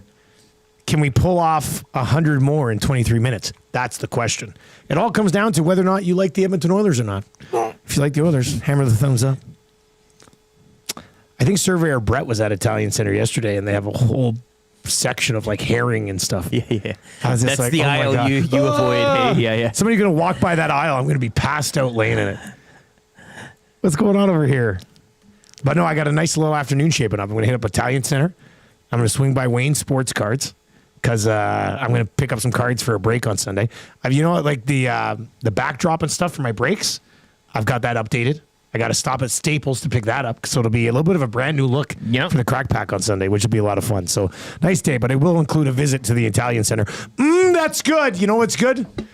Nielsen household, backyard rink, ODR yesterday afternoon for the first time. Held up pretty well. Held up very well. There was a couple of rough spots the night before, but I went out and I kind of scraped them down a bit, dropped some hot water on it, and the kids had a great time yesterday. I even threw on the old blades. I was like, I'm going to get out here too. Well, Clausen, too, our resident weatherman, saying there might be a few showers passing through the city, but you're going to have a beautiful day ahead as well. And you know, at 3 degrees today, -5 and mainly sunny tomorrow. Like you've got a -5 tomorrow. Yeah. That's good news. Yeah. This +3 is not great. No, but I mean, you know, and then the rain too might be, but nice conditions, I guess. Me to the +3. Who the hell are you all of a sudden? Don't want to see it. But, yeah, we had a good time. We were out there for just over an hour, came back in right after the Oilers game had just started. Time, it was a really good time. Had a little bath. There's one spot that's it's smooth, but it goes up a little bit. And then there's a little bit of a down. So Elizabeth thought it was hilarious. She goes, look at this. And I'm like, yes, look at this. I got to get this sorted out. But, man, there's just something about it. And I don't even know how many times we'll be on the rink this year. You know, like when I first, this is rink number 4, I think, for me. Because the first one was during the pandemic, and it was the best decision I ever made. I started with like just a little small kit from Canadian Tire, no boards, no nothing. And we got on it. They loved it. The kids were 6 and 4 at the time. And then I dug down the snow that year and like extended it. It was amazing. The next year, a listener hooked me up with some boards. Not big boards, but like 18-inch, 2 foot, like 1.5 foot boards. So I got to the boards, but that first year we used it like 65, 70 times because we couldn't do anything else. The next year we still used it quite a bit. Last year we only were probably out there like 10 times, maybe. So I don't even know how much we're going to use it this year, but I don't even care. Like Once we haven't. Yeah, and the ice is actually pretty good. You use it once, I think you've good enough. That was terrific. It's true. We're planning on hitting it back up maybe Friday afternoon, but it's just I love having the backyard rink. I love being on a rink that I made with my kids. It's just the best. It's the best feeling. So yesterday was very, very satisfying for me. With the late start and everything, is just the whole time I was out there with them, all I could think of was, that's a good. Yeah. And paninis for everybody for dinner. After. Dreams that of would be pizza great. pies danced in your head. Yeah. You know, it'd be nice to hit an ODR and have a panini there. You slide on over, sit down. Easy. Have a couple of bites. Easy. Head back out on the rink for a bit. Back in the snow. Refuel. Maybe an Italian soda. But this rain. So is Clausen saying rain today? He said there might be some showers passing through. That was a little earlier today. But, son of a gun. Well, we'll see. I mean, you might avoid it. But you're right. The temperatures in the sun, that'll be a... Yeah, it's not ideal. Like good driveway chipping day. Perfect world. I would have actually. That's what it would be a good day today. Get all that snow off. Yeah. I'm too lazy to do that, but that's a great idea. Hey, really take your anger out on that. Yeah. Next Friday, -13 overnight. So that's not bad. Yeah, there's some warm temps here though. Good for skating, but not great for recovery of the rink, obviously. But yeah, no, it was. I mean, if you have a backyard rink or you grew up with a backyard rink or an ODR close to your place, you know what I'm talking about. Nothing better. That's a good. Big Uke says the rain will just give you the pebbled ice to practice your curling. You can maybe kind of hybrid it the whole. What do we have? 2 teams. So you're not part of our 2 teams, are you? Because we have 2 staff teams too. Yeah, I don't think so. I wanted to curl with my wife, and Neil from the Shamrock apparently is chiming in with his wife. He wants to be on. So I take that into consideration. I like that. I guess I'll be part of one of our 2 teams for EST. But I haven't curled since the concussion incident, so I don't even know if I'll be able to pull it off. Well, you'll have to you don a helmet and fingers crossed. All right, let's get into the weekly rankings of power with Lieutenant Eric today. Yeah. Marmot Basin Snow Report still to come. The wrap for William Huff as well. And more details on the fun spiel on February 15th once Nasty Club members get their crack at it first. We'll open it up to everybody else. Hopefully there's a couple of opportunities for you to get in on that one.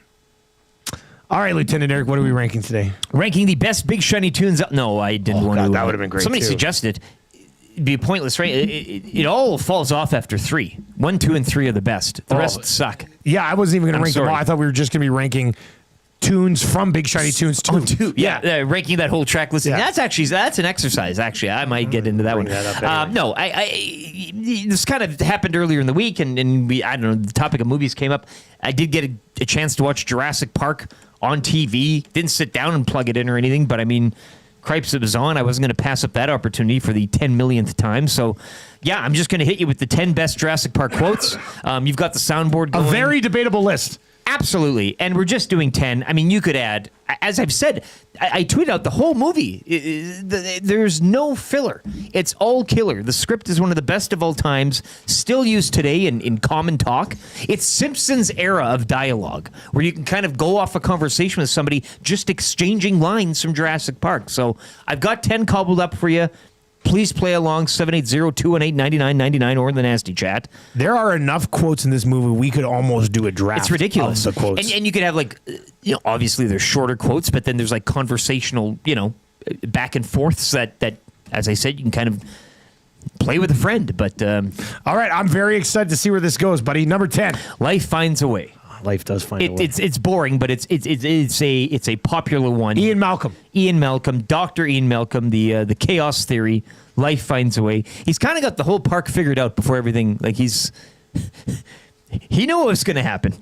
He saw it coming. He knew life would find a way. Well, because of the chaos theory. Yeah. You do the whole water thing, right? Give me your hand. I always wanted to try that. I still really don't get it. Wait, so yeah. So water rolls off. Yeah. Okay.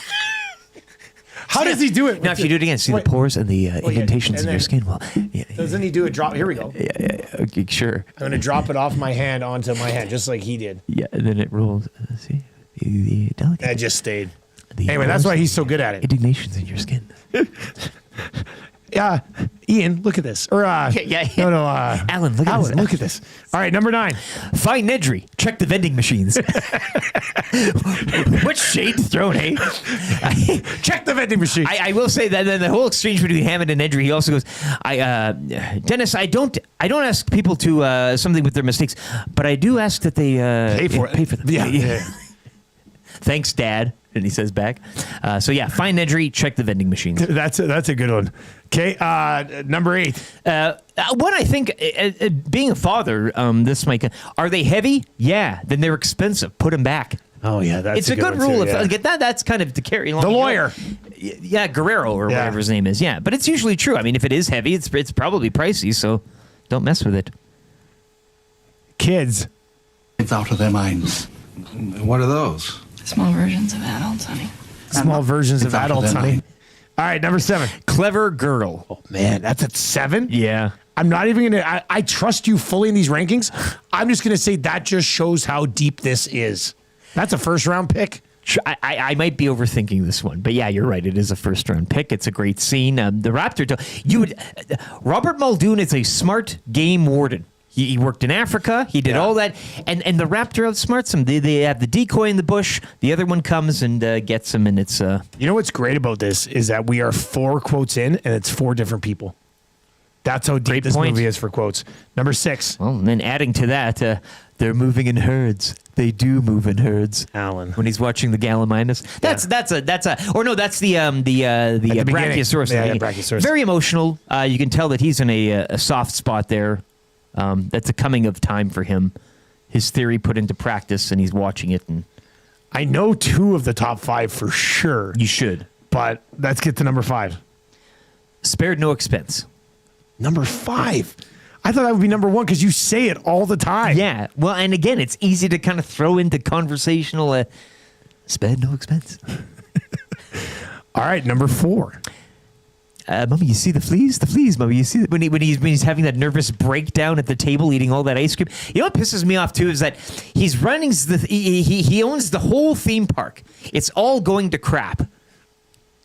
He takes out all the ice cream. He's got that full long table of ice cream, and he's only eating like a little cup of like vanilla. It's like Kevin McAllister when he's got when he's in Home Alone 2 and he's running away from the hotel. He's got that whole war chest of candy and stuff, and he takes like the oatmeal raisin cookies.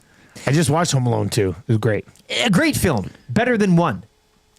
But talking about the fleas and the flea circus and him crying and losing his mind, maybe it shouldn't be as high as 4, but I'm putting it there. Man, I'm looking at the chat right now, and there's 2 that you haven't said yet that got to be in here. Number 3.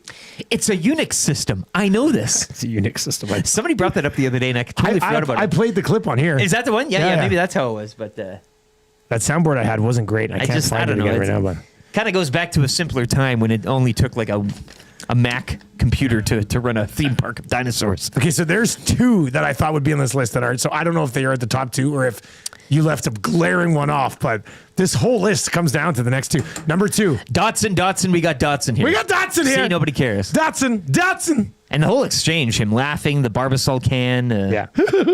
Even eating that meal. Yeah. He's just cutting away on that. Nedry, man. The star of the show. Check the vending machines. All right. And then obviously, I play it. I think I know. Number one on this. This has got to be it. Hold on to your butts. Hold on to your butts. Could have also gone with, I hate this hacker bleep. That was a good one. Him dangling off and smoking on that little butt of a cigarette all season. Very good. Yeah. Love that list. Of course, there's more. You can add the whole movie. I mean, we could have done the whole movie. It's a perfect movie. It might be the greatest movie of all time. You're right. Let's just be honest. All right. Let's get your Marmot Basin snow report. We got to find out what's happening on the slopes up in Jasper. Marmot Basin snow report. Shred the gnar at Marmot. Snow report. So stoked. Like, winter's here. I'm stoked. You stoked? I'm stoked. Just so stoked. Yes. I mean, it came down last night, what, a good 5 inches? Last night, I think so. Something like that, and a couple feet the day before. And you've got a 5-foot base with 5 inches of freshie on top. Temperature this morning at Marmot -8. That's where my rink should be. Forecasted high of -5. New centimeter of snow last night. Settled snowpack currently sitting at 61. Snow is in the forecast for Friday. Oh boy. Just in time for the weekend. The best skiing conditions are found on the groomed runs as well as in the treed runs off of Eagle Ridge Chair. I like that. The Eagle Ridge Chair. I would love to name a chair at a ski hill. You know, a lift. All lifts are operating right now. And of course, the annual Jasper in January Festival kicks off this Friday with lots of events, both at Marmot Basin and in the town of Jasper. Check out skimarmot.com for details on all the events and special deals. Eagle Ridge. Eagle Ridge. That's the chair.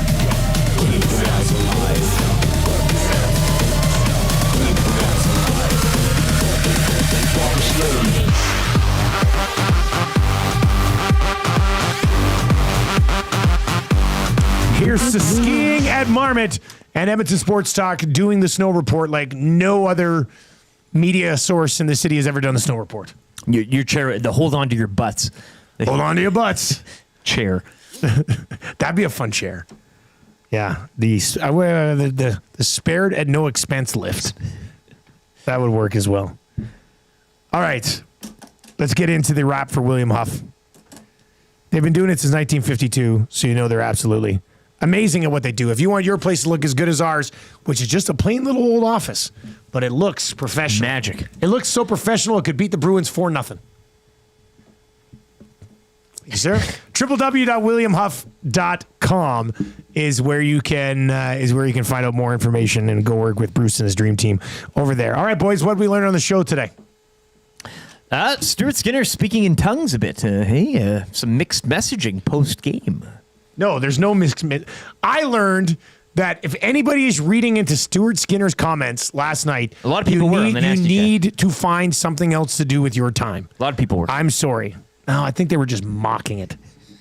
He literally said nothing of importance. See, now you're reading into their comments. I'm not reading anybody's comments. I'm totally ignoring the entire situation. Just like we ignore the Trouba suggestion as well. Yeah. Noodles, right? We learned that Noodles says the Oilers should immediately trade for Jacob Trouba. Just kidding. He didn't necessarily say that, but you should listen to the segment. Trev, what'd you learn on the show today? I learned that you're a bubble bath guy. He's a bath man. Darn it. I was going to say I learned that LT is not a bubble bath guy. You did, yeah. But we do meet in the middle with the soaking of the feet. We like that. Yes. Yeah. Yeah. Anything with water. It's not really meeting in the middle. It's just Hot continuing to do what you're doing. We'll be soaking.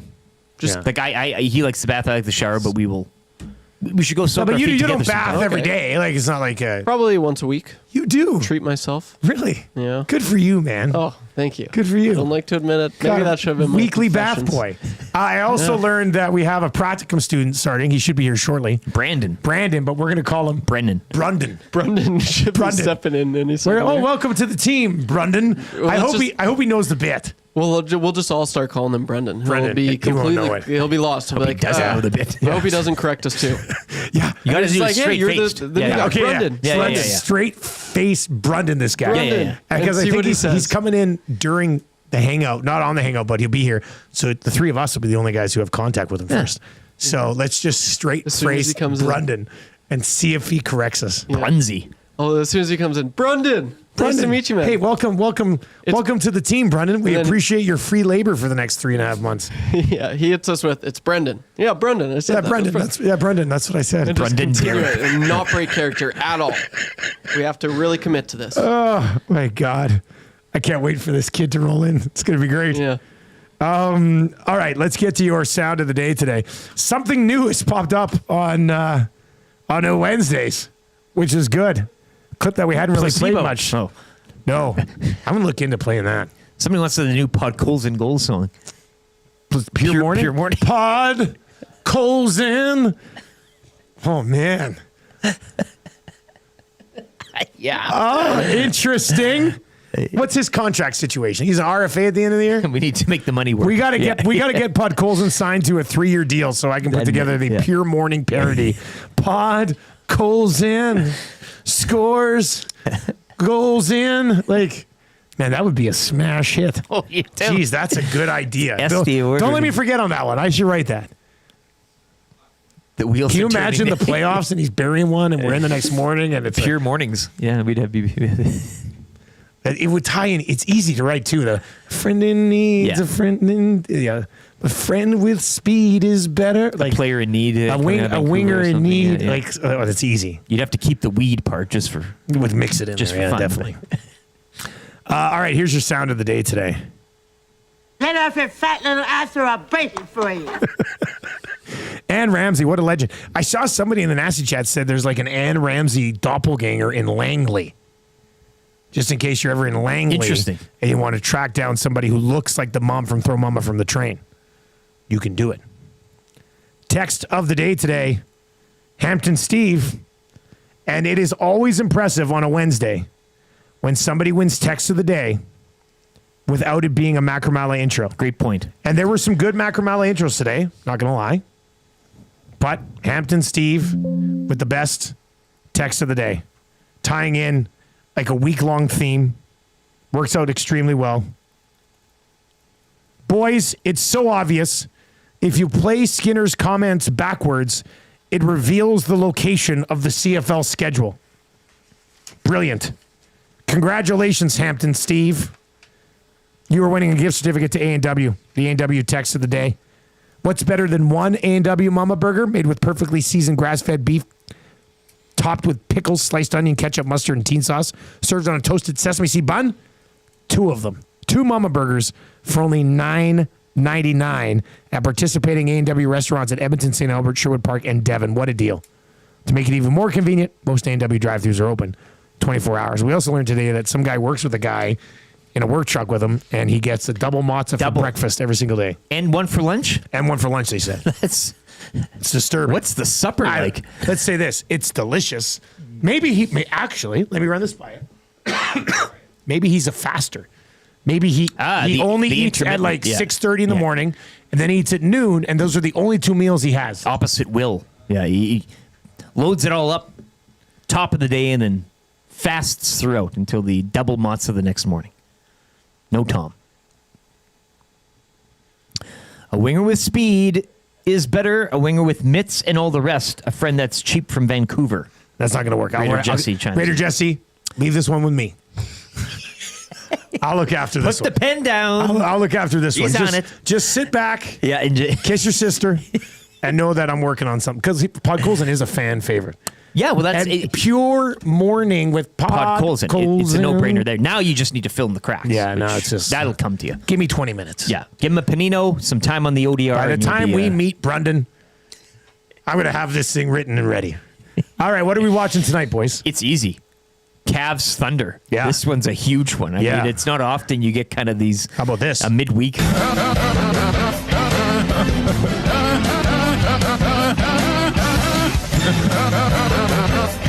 Association City for you.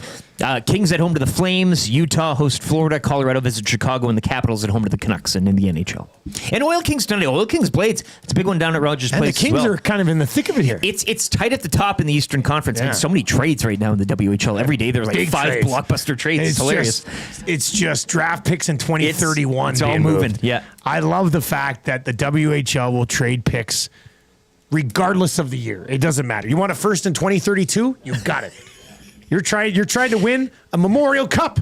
Simple as that. We can't even get a CFL schedule. They're keeping track of picks 20 years from now. God. You know what? I am so desperate for a CFL schedule.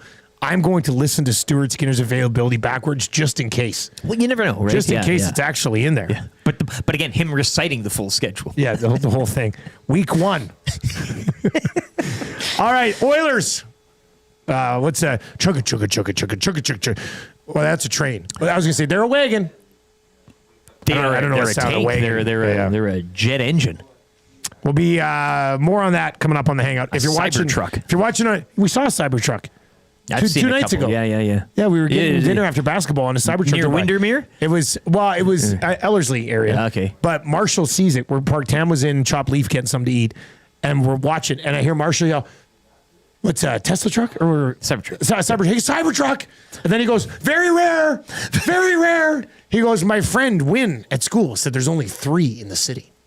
And then he yelled out, very rare, again. I was just like, calm down, kid. Then you had to punch Elizabeth in the arm. Let's be honest. Those trucks look bloody ridiculous. Yeah, it's not the ugliest looking thing I've ever seen on the road. We'll stick with wagon for the Oilers. Yeah. All right, for YouTube, Trav, Lieutenant Eric, I'm Dustin Nielsen. If you're listening on TuneIn and iHeart, we got to run with this Brundon bit for a little bit and see what happens.